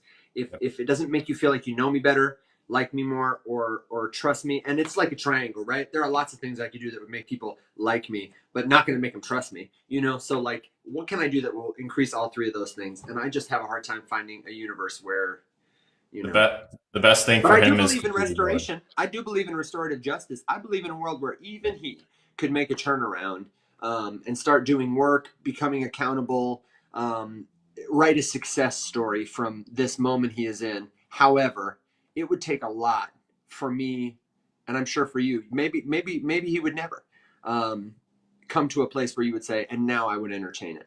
I like to remain open to it, but Evan is a lot more understanding than I'm with this. I mean, the bridge is burned. You can't. For me, you can't put it back together when you light. It's honestly not even so much that I'm understanding. It's that I know what my goals are. And for me, I have suffered no attacks so personal. There's nothing I take so personally that when I answer that no like trust question for myself, that I'm like, oh, it might be better for me to do this thing, even though I may not enjoy it, if it's going to benefit, like eating broccoli or something. I don't take it personally. I'm not personally, affronted by what he did. He humiliated his wife on his YouTube channel, and that's why you have nothing you can say to defend that. You're just a piece of shit. Like, obviously it would be insane to have like the opportunity to put like Joe Rogan on your platform, right? Because the dude runs the biggest podcast on earth. Yeah, sure. I categorically disagree with Joe Rogan on most of the things that he's said. I wish that I could say this without him being the biggest podcast on the planet, because obviously, I'm not angry yet. I could get angry. Ben makes me angry. That's a fair statement. But obviously, I would say that yes, I would love to be on a platform with Joe Rogan, and it doesn't really mean much because who wouldn't, just because of the notoriety. But like, there's an example of someone who I'm not like personally disgusted by. I just categorically disagree with. I can talk to people like that. Donald Trump would undoubtedly get views, for being on, or a couple specific Congress people, would undoubtedly get views. Ron DeSantis, I'm sure if we interviewed him, would get views. But like, no thanks. Those are not views. I struggle with that. You turned me on to, I didn't know about David Pakman before you told me about him, and I don't know how, because he's a big figure. Huge. I think he does a really good job of hosting people on his platform that he disagrees with, and that even might be like dangerous to give a platform to, and does it in such a way that he's very talented though. He's super talented. And that's like my favorite approach, is when you say, hey, here's this person who's risky to platform, and you elevate them in the sense that you present them to your audience, but do it in such a way. I mean, he's such a masterclass in controlling that environment to allow to sit. I mean, he mostly just gets out of their way. And you come away feeling like, wow. Yep. If you agree with that person more, you are a lost cause anyway, almost certainly. But some people who have agreed with them previously will come away thinking, wow, I need to re-examine my feelings. Like, I would host Ben Armstrong or even Sam Bankman-Fried or, I don't know, Gary Gensler, if I felt that the circumstances were such I could do that. Here's the difference, though, because I would interview Sam Bankman-Fried as well. And yes, of course, that would do, but maybe this is weird. I don't know. I can accept if it's weird. He's just a criminal. Okay, like, you can rationalize Sam Bankman-Fried's crimes because he's greedy. He's a glutton for wealth, and he's greedy, and he's a criminal, and he lied. I think personally, this is a hot take. I think personally that Ben is worse than Sam Bankman-Fried, because stealing money is a tale as old as time. People have been stealing money since the beginning of money. Money was made and money was almost immediately stolen, right? Yeah. Some might argue that the creation of money was theft. I personally believe that there is a way bigger, it's way worse to like put your family on your gigantic social media platform and publicly humiliate them than it is to steal $1 billion. I'm not going to argue with that. I think that's. I'm not going to say that take makes sense, because I can already poke holes in why one is worse than the other objectively. But like, it's just. But it's not anybody's place to poke holes in it, because you are presenting it as a moral conviction, like a personal moral conviction. And yeah, I could poke holes in it as like a which argument weighs more kind of thing. But I completely understand, agree, and it makes sense. And I mean, Angel down here agrees too. I think a lot of people would agree. One of my favorite things about you, Alex, and I think if I was like, I don't know, an angel trying to figure out which of us gets to heaven, because heaven's a place we're going to maybe go after we die if we say the right prayers or whatever. I would think, I think a lot of those angels would send you to heaven before me, because what I love about you is you have really clear, strong hills you'll die on. And my hills are more like waves, man. They come and go, moment to moment. It's not that I don't have integrity. It's not that I don't have values. But I feel like I look at most things that prompt people to say it is good or bad, and say it's both, or say it's neither. But that's, you know what I mean? I mean, there, of course, you can put the spin on anything you want. I mean, you could very easily say that me having a more hard line like that is being less willing to change my mind when presented with new information, whereas you allow yourself to constantly be intaking new information and inputs, and being open to changing your mind. I am more closed-minded than you are. You ever see the show The Good Place? It's such a great example of this. I saw the start of it, and then I heard how it ended, and have wanted to watch the ending because it sounds brilliant. You should. It's really good. Okay. I'm not going to say anything. You should watch it. There's not a ton of it, and then we should talk about it. That show is a great example of exactly what we're talking about right now. I'm writing it down. Jackson, I do agree completely that Biden is failing absolutely abysmally at stuff like that. However, please don't hold up Trump as an example of anyone doing anything well. You want to talk about grifters who have publicly humiliated their family routinely. That guy is the king of grifting and humiliating his family. His kids do a pretty good job of humiliating themselves, but somebody created those little monsters.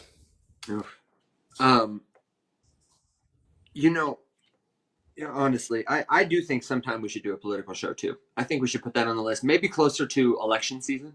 I think people might like it. We should.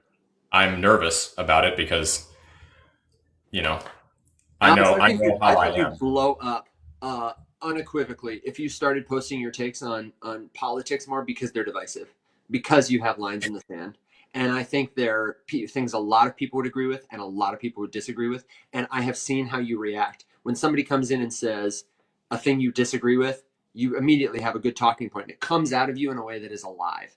You know what I mean? Good content is usually like you're scrolling on the For You page and somebody is like mid-rant or crying, or, they hook you with their emotion. I think you could do it. People like magnetic people, Tori says, do it.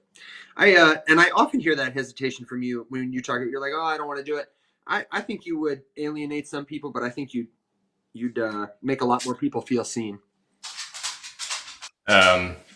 Hey, sir, I'm not doing this, man. You are very clearly talking like a person who is not interested in having a conversation, and it's not worth my time. See, and that's what I'm talking about right there. Like everyone in the chat, you see what I'm talking about? That's an example of this. I guarantee you, 3 people will comment and they'll be like, Alex, me too. Or that's exactly how I feel. Like that kind of thing. When I'm doing a live, because I'm kind of a dual person, I sometimes will get comments, but I feel like people on who take a stand on something much more clearly, the people are like, yes, yes, yes. It's like the Palestine thing. A lot of people just want their favorite brand to come out and say, hey, guys, I don't condone genocide.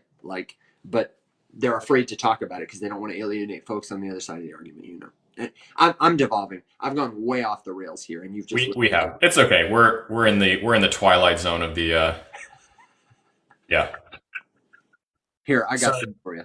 Facts don't bother me, but you have no idea what you're talking about, dude.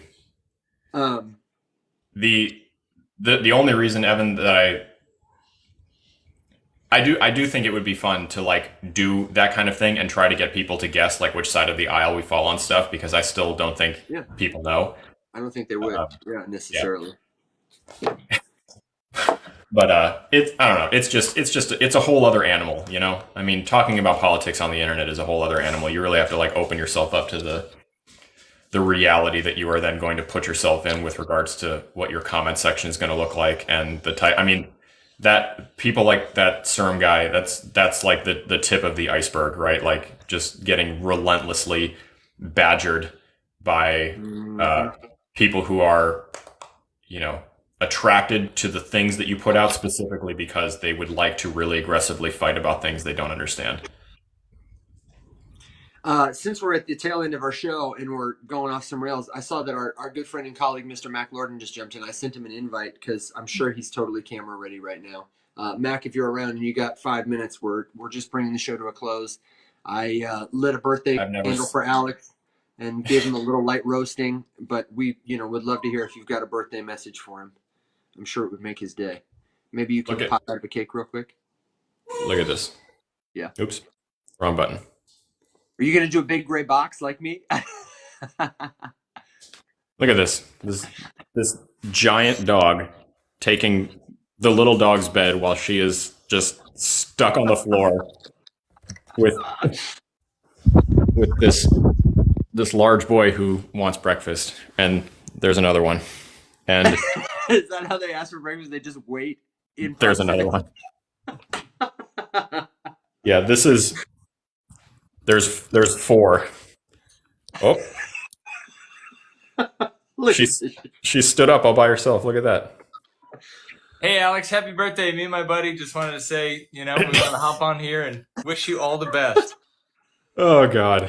Thank you. Where the hell did you get that? I don't know. It started with the camera in off on default, and then it gave me these options. I was like, oh, I'll take the sloth. Yeah. Dude, I just was re-scrolling through General and found the clip of you having a serious meeting as a velociraptor and Yeah. and the clip getting cut off with you like legitimately indignant that Evan and I were distracted by the fact that you were inexplicably a dinosaur in the meeting.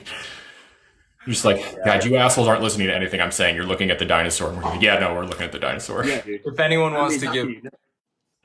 I was just gonna say, if anyone wants to give Alex a special treat, he and Evan both really love the animated filters. So that's, just send him a message somehow with one of these, either covering or to the side of your face, and that'll go a long way.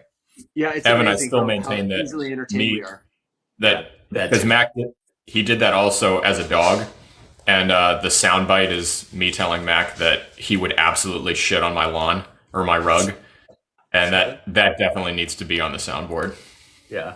For sure. Yeah, it does. I need to bring the soundboard back now that I've got the connection figured out. That's one of the things I was trying to play with for your birthday is I was trying to figure out could I get the soundboard up real quick. I told Alex earlier today, I said, Alex is the only man I know who can rescue you via helicopter or from under the sea, but just can't seem to find product market fit. Oh God. Yeah. What does that tell you?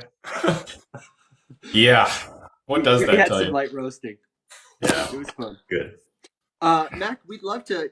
We're getting out of here sometime soon, but Thursday we're going to review the Messari crypto theses on the show. And I was saying to Alex, we had a lot of people ask us for some airdrop info, and we've talked about airdrops.io. We've talked about this or that project, but one time in the not too distant future, when you don't have a baby in your arms or doing something for Amber, maybe one morning you'll join us and we can get a little panel going on it. Because I know you're seeing different stuff right now too. You're probably getting a lot of good questions about it.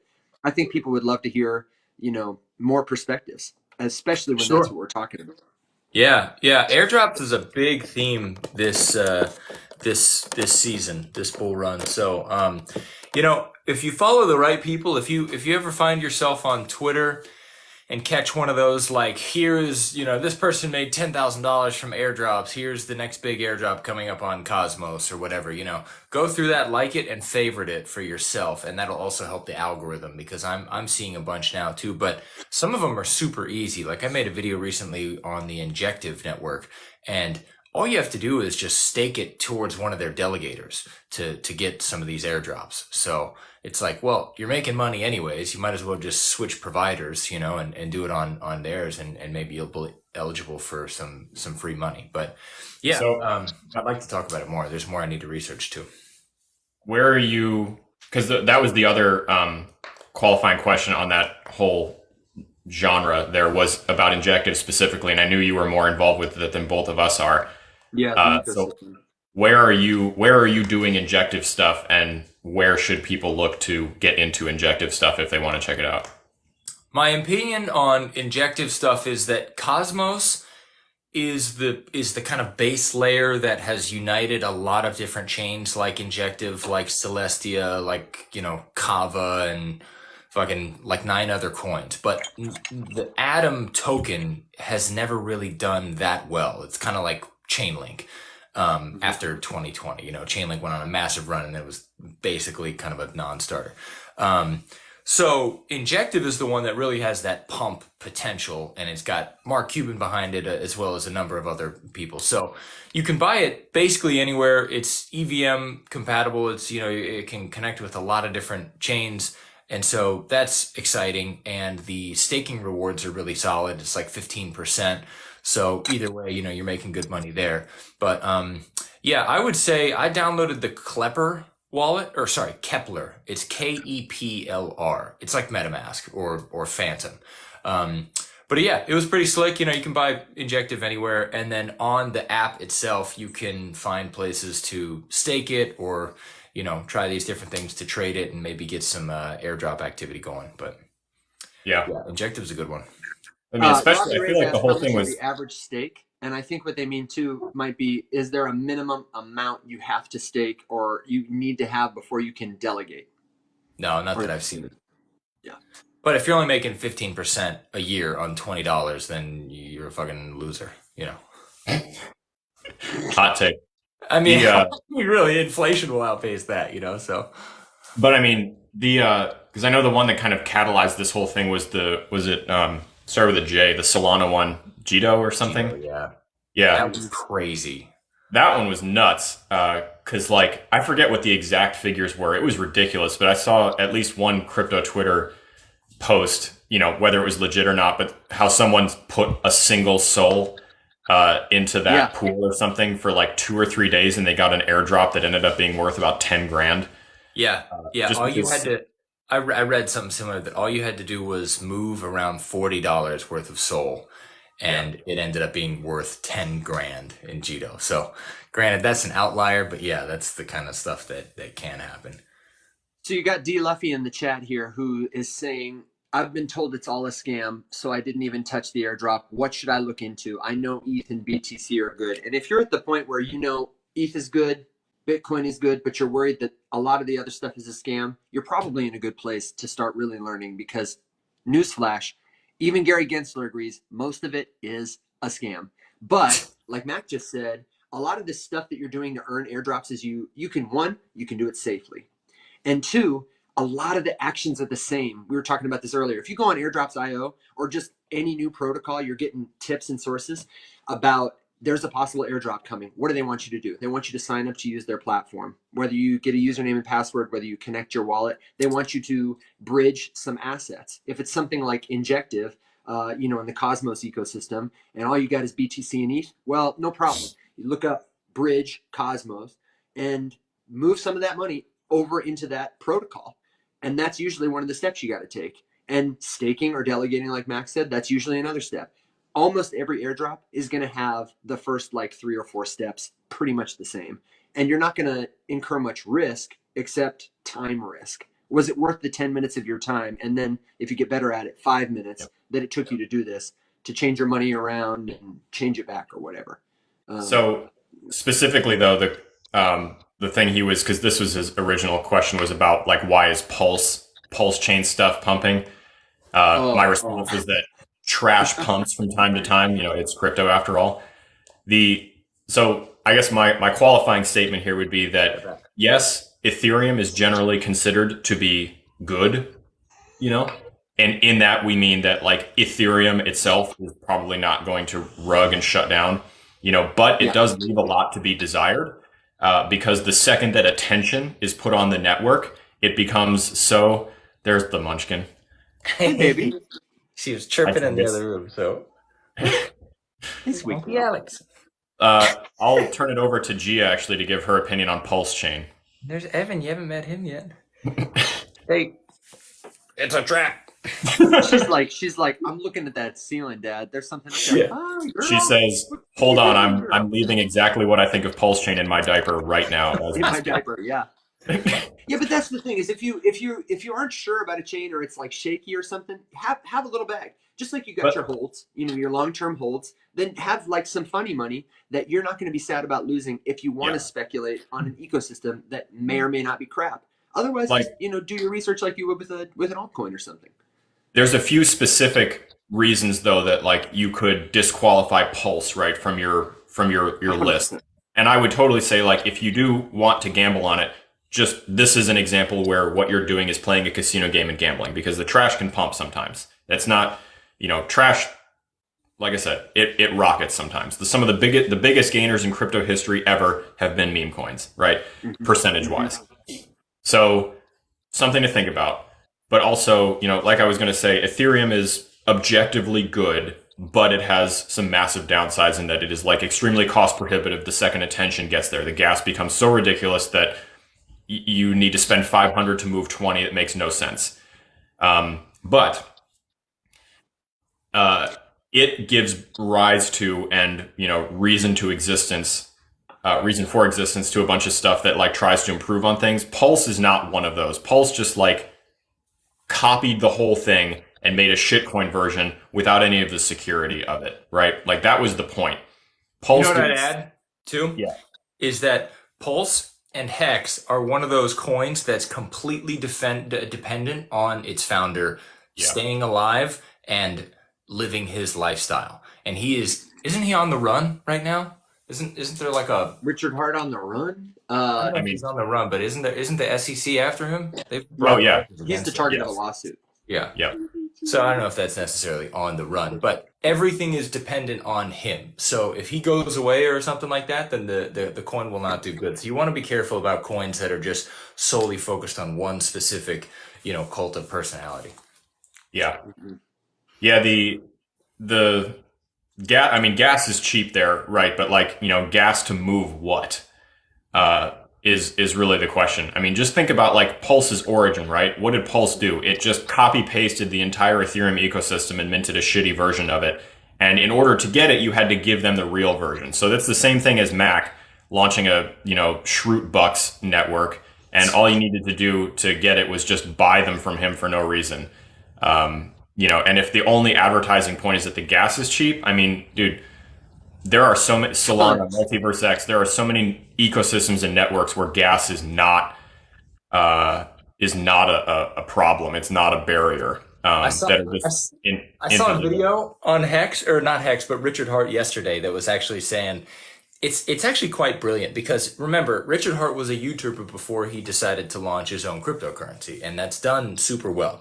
But every single one of his videos, he compares it to Bitcoin, and he says Bitcoin was once thought of as a scam and unsafe and worthless, and now look at it. It went on the massive run that it did. Same thing with Hex. Hex is something that has made more millionaires than anyone else in the crypto industry, and there's billionaires buying it and stuff like that. And then they say, well, Hex is a scam. Well, how is it a scam if it's made so much money, And they use that as their marketing fodder now. Even on their website, there's an FAQ that says, is Hex a scam? It'd be like if Celsius, like when I asked the founder of Celsius, is Celsius safe to store my assets on? And he said, no one who has ever used Celsius has lost any money. And then fast forward 6 months, and that turned Yeah. out to be a giant joke. So just proceed at your own risk. I always thought that was a pretty seminal moment in my Yeah. crypto conference days. Yeah, 100%. Luffy, I can answer that question for you. It is not guaranteed to be a scam, right? In the same way, but if you look at this is information that you can verify by looking at the Chain Explorer. The big difference for me is that the way that that Hex and Pulse got their start was through the whole sacrifice protocol and initiative, and none of that was protected by a contract. It was inherently not a trustless operation. You were relying on the fact that someone was going to do what they said they were going to do. There are probably a lot more scams than just Hex and Pulse out there. And like Max said, they could easily pump and you could very easily make money doing Hex and Pulse stuff. This isn't to say that like it's impossible. The point that I'm trying to make here is that the reason Hex and Pulse exists are to make Richard Hart money.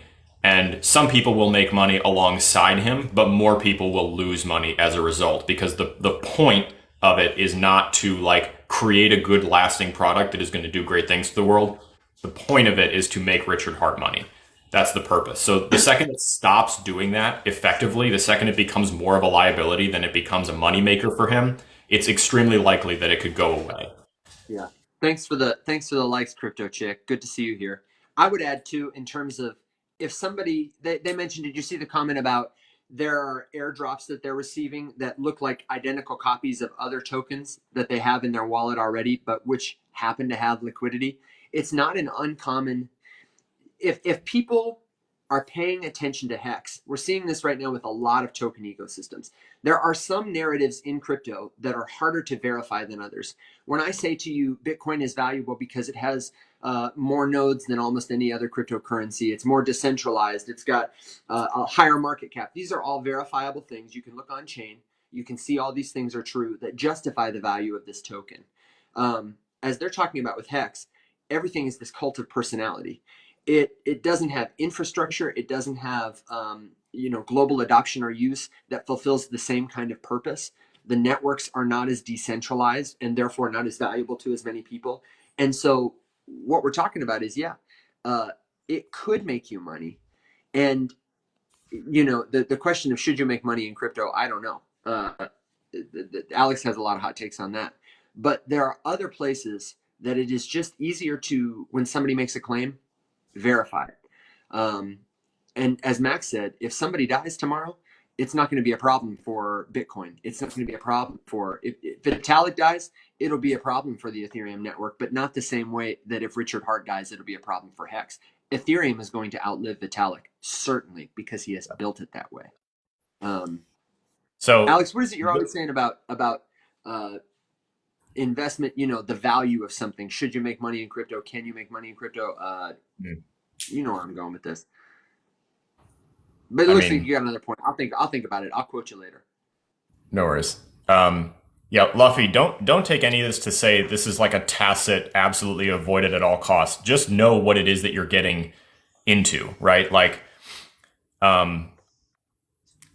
this is my fundamental problem with Hex, is that it is memey, it's shitty. It's not kind of the same thing. It's a product that's created to make money. It's created to be a Ponzi scheme, which is really funny because on their FAQ right here, this is my point. Is Hex a Ponzi? Blah, blah, blah. No. Okay, cool. Refreshing. Thank you so much. Thank God. If you look at this kind of stuff, this is all on their website, right? Like I didn't go somewhere. This is straight up just on hex.com. Here, I bought Hex and I'm really rich by now. Who should I tell first? And it's like, okay, are these real FAQs? There's no roadmap. There's no white paper, blah, blah, blah, blah, blah. All of these things are just so stupid. And there's just so many disclaimers on this website that are like, let me see if I can find it. I have a video that I showed this specific quote, but there's a quote on this website somewhere that basically just says, hey, by the way, we don't claim that any information on this website is valid, accurate, or up to date.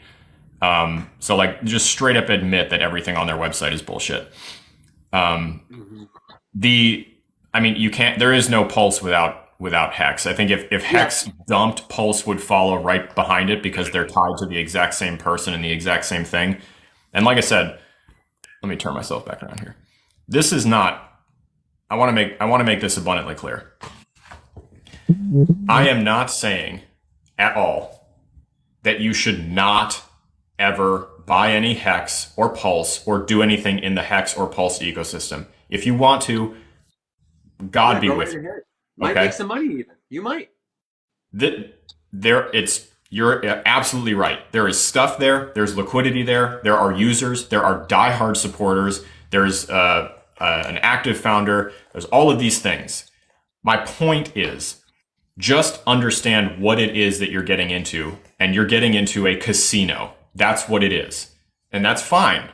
I love casinos. They're fun. They're flashy. They're entertaining. You can make money there. You can also lose money there. So don't bet the house on something like that. Because the motivation for Hex and Pulse to exist is to make Richard Hart richer. If he keeps doing that, he'll probably bring people along with him who buy alongside him the whole way up.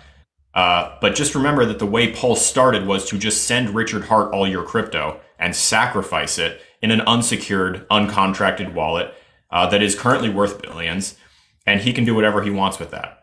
That's the point. And no, it's not the same as Ethereum for Vitalik. It's not even remotely close. So the big difference there is that Vitalik does not control and own personally and centralized all of the stuff that makes Ethereum what Ethereum is. Richard Hart. There are valid criticisms about how maybe Ethereum is not as decentralized as a network as we would hope, but it is way more decentralized than certainly Pulse Chain and most other blockchain ecosystems. And not to mention like the track record. It's a smart contract platform. It's a dApp platform. It's got NFTs. It's got the most robust developer community on any blockchain anywhere. And so you've got a variety of use cases that have proven themselves over time. That Hex and Pulse Chain, they don't have that same kind of track record. And they're under investigation by the SEC. Like, did you guys see the documentary about Richard Hart? I want to watch that. You did? No, is it like a personality piece? Does it make him look like I saw some clips about it. Just like his international life of crime and how that's not his real name, and he's like guilty or wanted by foreign entities for financial crimes in other countries. And Oh no, that's He's kind of like Donald Trump in the sense that bad news is still good news for him. Yeah. Like this man could be indicted 100 times and people would be like, "Oh, hell yeah, dude, give me some more of that." So, and the other thing too, I'd say, I know we've been talking about Pulse a lot and we don't have to keep going on, but just remember that there were a significant amount of people that made a fuckload of money with Bernie Madoff. And in any Ponzi scheme, the people who get in early do make a lot of money. And then the Ponzi uses those success stories to help market it further. It's just a matter of when the party and the house of cards comes crashing down. So if you want to roll those dice, Hex and Pulse have been around for a few years, go for it. You could certainly make money, but you also are running a serious risk. And if you're going to invest in a meme, why not make it something that has, less of one single person who stands to benefit than Hex or Pulse. So to put my own little cap on that, we're not necessarily pro or con SEC. They have been doing bad things for the space lately. I'm definitely more anti-SEC than I am pro. I'm a big fan of Hester Pierce, who still works there. They haven't fired her yet. And if you read like her dissenting opinions about stuff, you'd probably have a very different opinion of the SEC generally. So it's worth looking up her opinion pieces because they're great. Elizabeth Warren has almost nothing to do with the SEC. She's just thank God, a tired old lady who's really upset about crypto and is not willing to learn anything about it. Wait, Evan, do you agree with Alex that you're not against the SEC? Because I am firmly against them. Oh, I agree that it is. I have no personal feelings towards them. I think a lot of the stuff they are doing has been less helpful than I would like, but I don't necessarily think that. I think they're like the weather. Today it's sunny, tomorrow it's rainy. Tomorrow they could do something that I would love, and most of it has nothing to do with me personally. I think they're personally handicapping an entire industry in the world's best market for crypto. I don't necessarily disagree with that. Yeah, but I don't think it's a personal problem, and that's why it's so problematic. I think Gary is probably the most qualified, maybe next to Hester, one of the most qualified people to do that job. I think that it's been disappointing. Let me make that clear. I'm tremendously disappointed in how they've handled it. I do completely agree that they are kneecapping an extremely promising industry by refusing to treat it appropriately.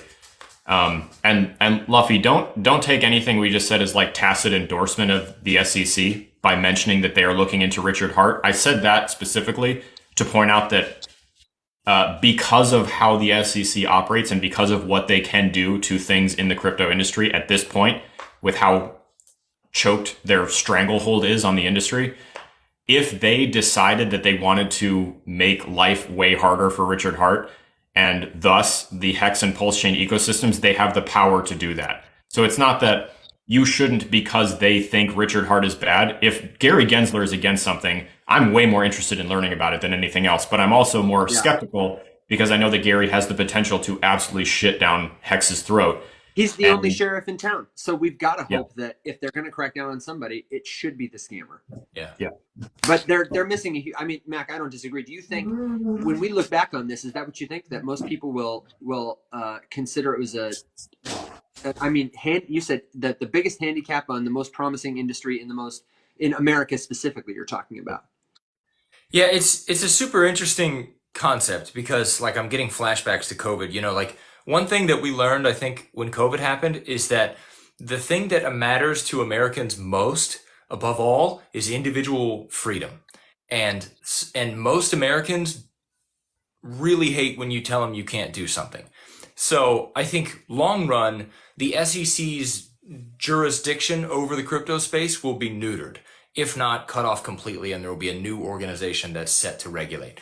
But the fact that they're going against, granted, there are some things that they've done that have been good, like the stuff against Binance US, against, Richard Hart and Justin Sun, a few of those bad apples, but they were nowhere to be found when FTX was happening.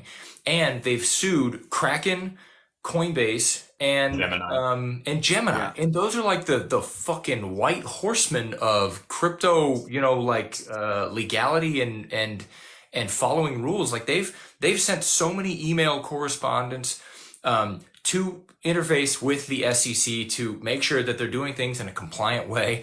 And they're just doing this kind of like enforcement by regulation by enforcement. That's what it's called. And so they're just going to get their asses handed to them. Like I've never been such a Ripple fan in my life than when they were fighting the SEC, because that's the fight that we all need. You know what I mean? You can't say this shit. So I think long term, they're going to go away. I think Americans will eventually just keep going around and doing what they have to do to get access to crypto and saying, I don't care what you have to say, SEC. And hopefully somebody will step up and say, okay, well, since the spot ETF is here, maybe it's time to start treating this like it's a modern day invention instead of something that we're basing off of a 1930s or 40s Howey test. Mm-hmm.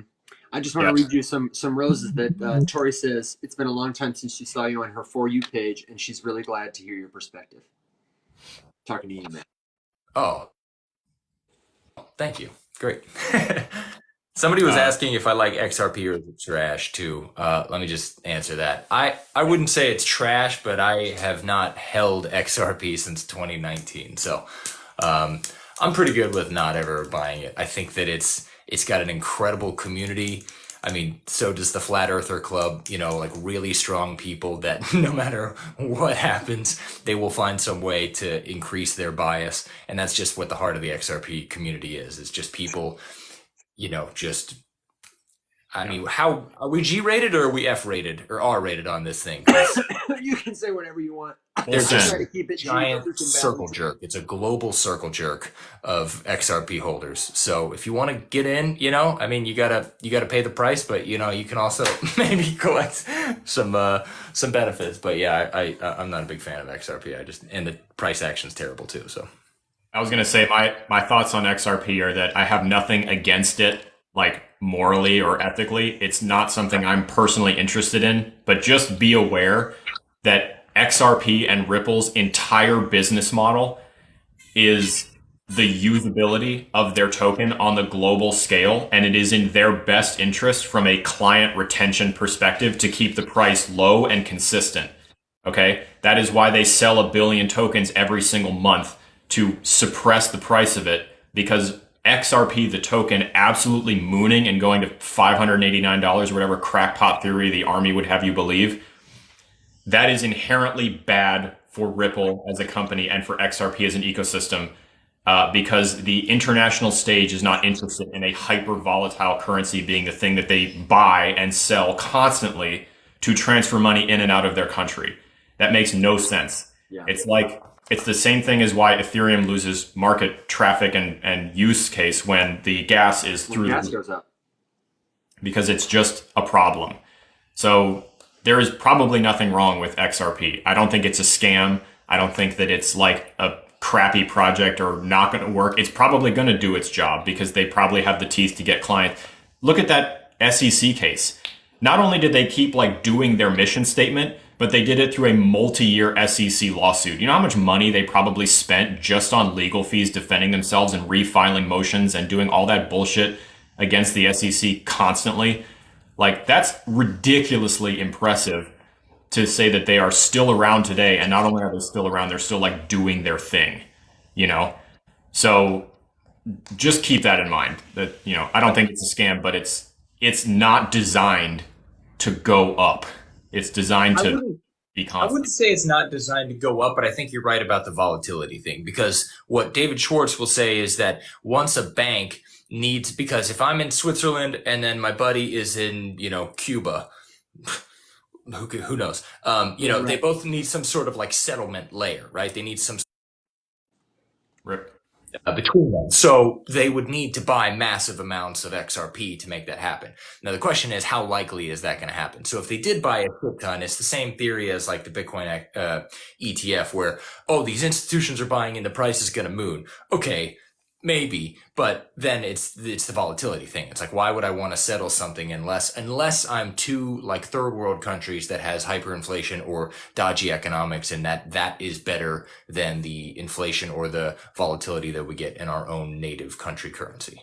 Yeah, and Alex, that's what I was talking about earlier. You always say that utility and volatility have sort of an inverse relationship. That if you have a currency that is necessary to use for a purpose, the more you want to decrease volatility.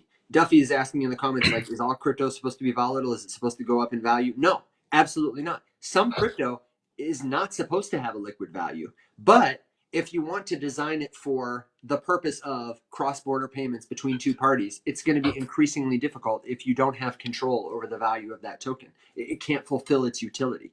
And then, ironically, the value of the token might drop because it's not fulfilling its value as a thing. That's really one of the fundamental missteps that all of us are collectively taking in the crypto industry, is treating every single one of them like the exact same thing. And it's really young, like, the industry is in its infancy, but they shouldn't all be looked at as investments that are going to make you a lot of money. I usually use something like Chainlink as an example, because Chainlink is, like, by all accounts, a fundamentally really strong project. So people who just want you to buy crypto and turn your brain off and make money would tell you that it's like a strong buy, because they have lots of partners, they do lots of stuff, they're actively doing their mission statement, blah, blah, blah, blah, blah, all that stuff. But just like with XRP, it's not, Chainlink's goal itself as a company is probably not to become so overpriced that everyone who wants to use it as a utility token can no longer do that, right? Like, it's not in their best interest to be worth $10 billion, because then who's going to use it to pay for stuff? It's a token that's designed to be used for things. So right now, yes, it kind of seems like the only purpose of any crypto is just to, like, make money, and we just buy into this narrative or that narrative, and gaming this week and AI next week and DeFi the week after, or whatever. But, like, on its face, that shouldn't really be the point, and that's something that I personally think is also kind of kneecapping the industry. Yeah, and just real quick to give my last thought on XRP, because I don't think anything, you said it all, is they're about to come to a fork in the road. If they get clear from the SEC, more and more of the clients that use XRP, big banks, private companies, clearinghouses, more and more of them are sampling the product and using what they learned to build their own private blockchain network, where they control how transactions are facilitated. They can control the price clearly. And it is in, according to their business model right now, their best interest to do that. Not saying that XRP or a global permissionless decentralized clearing system won't have value. I think it will. I think it'll probably look like a stable coin that is decentralized. I think it is probably not going to be XRP. And I think it will have to compete against Onyx, whatever Visa's blockchain becomes, whatever, Bank of America, Wells Fargo, absolutely. whatever. Dude, I've been saying that for so long. You just got me all hot and bothered, because I thought back to arguments I'd said in the last bull run. Flashbacks. Yeah, like, why the hell would any bank want an outsider to control? And it's like, oh, your XRP gets unlocked from escrow and you can dump it at will. Oh, I don't think I love those terms. You know what I mean? Let's make our own thing that we can control, and it'll be Wall Street only, no crypto guys. Of course that's going to happen. Absolutely. Yeah, the thing is, like, XRP started as a noble cause, which is, fast, cheap, borderless or cross-border payments. And then they started to have an XRPL, the ledger, but, like, it's a turf war. If I have Solana, AVAX, Cardano, Ethereum, and I don't know, fucking Even Eagle Polygon that I could build on, you think I'm going to subvert all those and be like, you know what, I want to build a dApp on XRP's ledger? No, Yep. People don't say that, So it's like, what's your real value proposition? The real value proposition is speculation that the big banks are going to adopt it by the trillions. Yep. Good luck. I mean, that's really the crux of this whole thing. I always use the example that when I first became interested in blockchain and I wanted to learn what it was, I called a buddy of mine who is a very accomplished software developer. And the way he taught me about what a blockchain is he built one while I sat on the phone, and it took him like 10 minutes. So if he could do it in his bedroom in 10 minutes, you think with all the resources that these banks could not easily, in a matter of weeks or months whip up like a very strong and robust and very centralized and secure network for themselves to use, they would absolutely do that. So the competitive landscape for what XRP is trying to break into, I think, is just like full of people who are extremely interested in being as cost effective as possible, and it's way more efficient for them to do it themselves than it is for them to buy a shitload of someone else's token and just pray to God that they keep it running. Especially because a bank has so much money to protect that's not theirs, and it's inherently not in their best interest for them to put that at risk on a volatile and speculative asset that makes no sense. Alex, Mac, let me ask you this: we're rounding the 2.5 hour mark, so I'm saying, how do you feel about? Let's take one question. I think I've got a good one here. We'll give it a final thought. We'll wish Alex happy birthday, smack him on the bottom, and then ride off into the sunset for now. Sounds good. I gotta go too. I got baby. So quick thoughts then from Tommy. He asks, which of the top 10 to 20 cryptos by market cap do you think are the worst in terms of survivability? And I'm just going to go ahead and give you the quick list. I know you're familiar with a lot of them, but for people listening, Bitcoin, Ethereum, Tether, BNB, Solana, XRP, USDC, Cardano, how'd that get there? Avalanche, Dogecoin, Polkadot, Tron, Chainlink, Polygon, Toncoin, ICP, Shiba Inu, DAI, Bitcoin Cash, and Litecoin. Those are your options. Worst in terms of Rip. I would go ahead and knock Tron off. I mean, Tron is this just like unstoppable force that has no reason to be up there, but Asia keeps it relevant. So I think Tron is not adding anything new. I think Tron has got to go, and Bitcoin Cash, I think, has got to go eventually too. But Tron was my number one pick. But what is Toncoin? Do we know what Toncoin is? Do you guys know? I don't think I've ever heard of Toncoin. That's Telegram's coin. Yeah, it's who's Telegram's cryptocurrency. Telegram. Yeah, the message board. Oh, we talked about that way back when it was on StreamYard, I think. Yeah. I don't see them going anywhere with all the users. They had a really interesting layout, and they even did massive refunds too because there was something wrong with their launch. I think it was, I don't remember exactly why. Maybe it was because it was a security type thing or something like that. But yeah, they've got big staying power. Yeah, I mean, we just spent quite a bit of time talking about XRP's viability on the global stage as more and more banks get, hip to this kind of thing. So that definitely worries me. I personally enjoy the Cardano ecosystem. I have been steadily enjoying it less and less. And that's really just because I don't know if I'm paused or if it's just both of you are paused, but I'm going to keep going. I don't know if you guys can still hear me, but who do you see not surviving the 10 to 20? Yeah, well, I was going to say that I see Cardano as being a little bit risky because I think it's, like you were saying earlier, Mac, it's very heavily tied to the fate of Charles Hoskinson as a very polarizing leader figure. Like if Charles ceases to crypto, that would way more likely spell doom for the Cardano ecosystem than, if Gavin Wood disappeared, I don't think that Polkadot would suffer as much as Cardano would suffer if Charles left. So I would say that makes me a little bit more worried. The one thing, Tron is a weird one. Because, dude, I don't know if you guys recall, but like at every conference we've ever been to, there's like an entire floor dedicated to Tron at like every single one. And somehow they just inexplicably have like 60 representatives there with booths and tablecloths and posters and banners and robots and all kinds of shit. And we've always been like, what the hell is Tron doing here in such force? Like, how do they have the money for this? But I don't know. That's a tough one. Probably XRP is a weird one. Just pick an answer, dude. What's the answer? I'm genuinely. We don't want commentary on the top 20. We want to say which ones do you think are not going to survive or not be in the top 20. Bitcoin Cash has got to go. Yeah, Bitcoin Cash is going. All right, and any second place?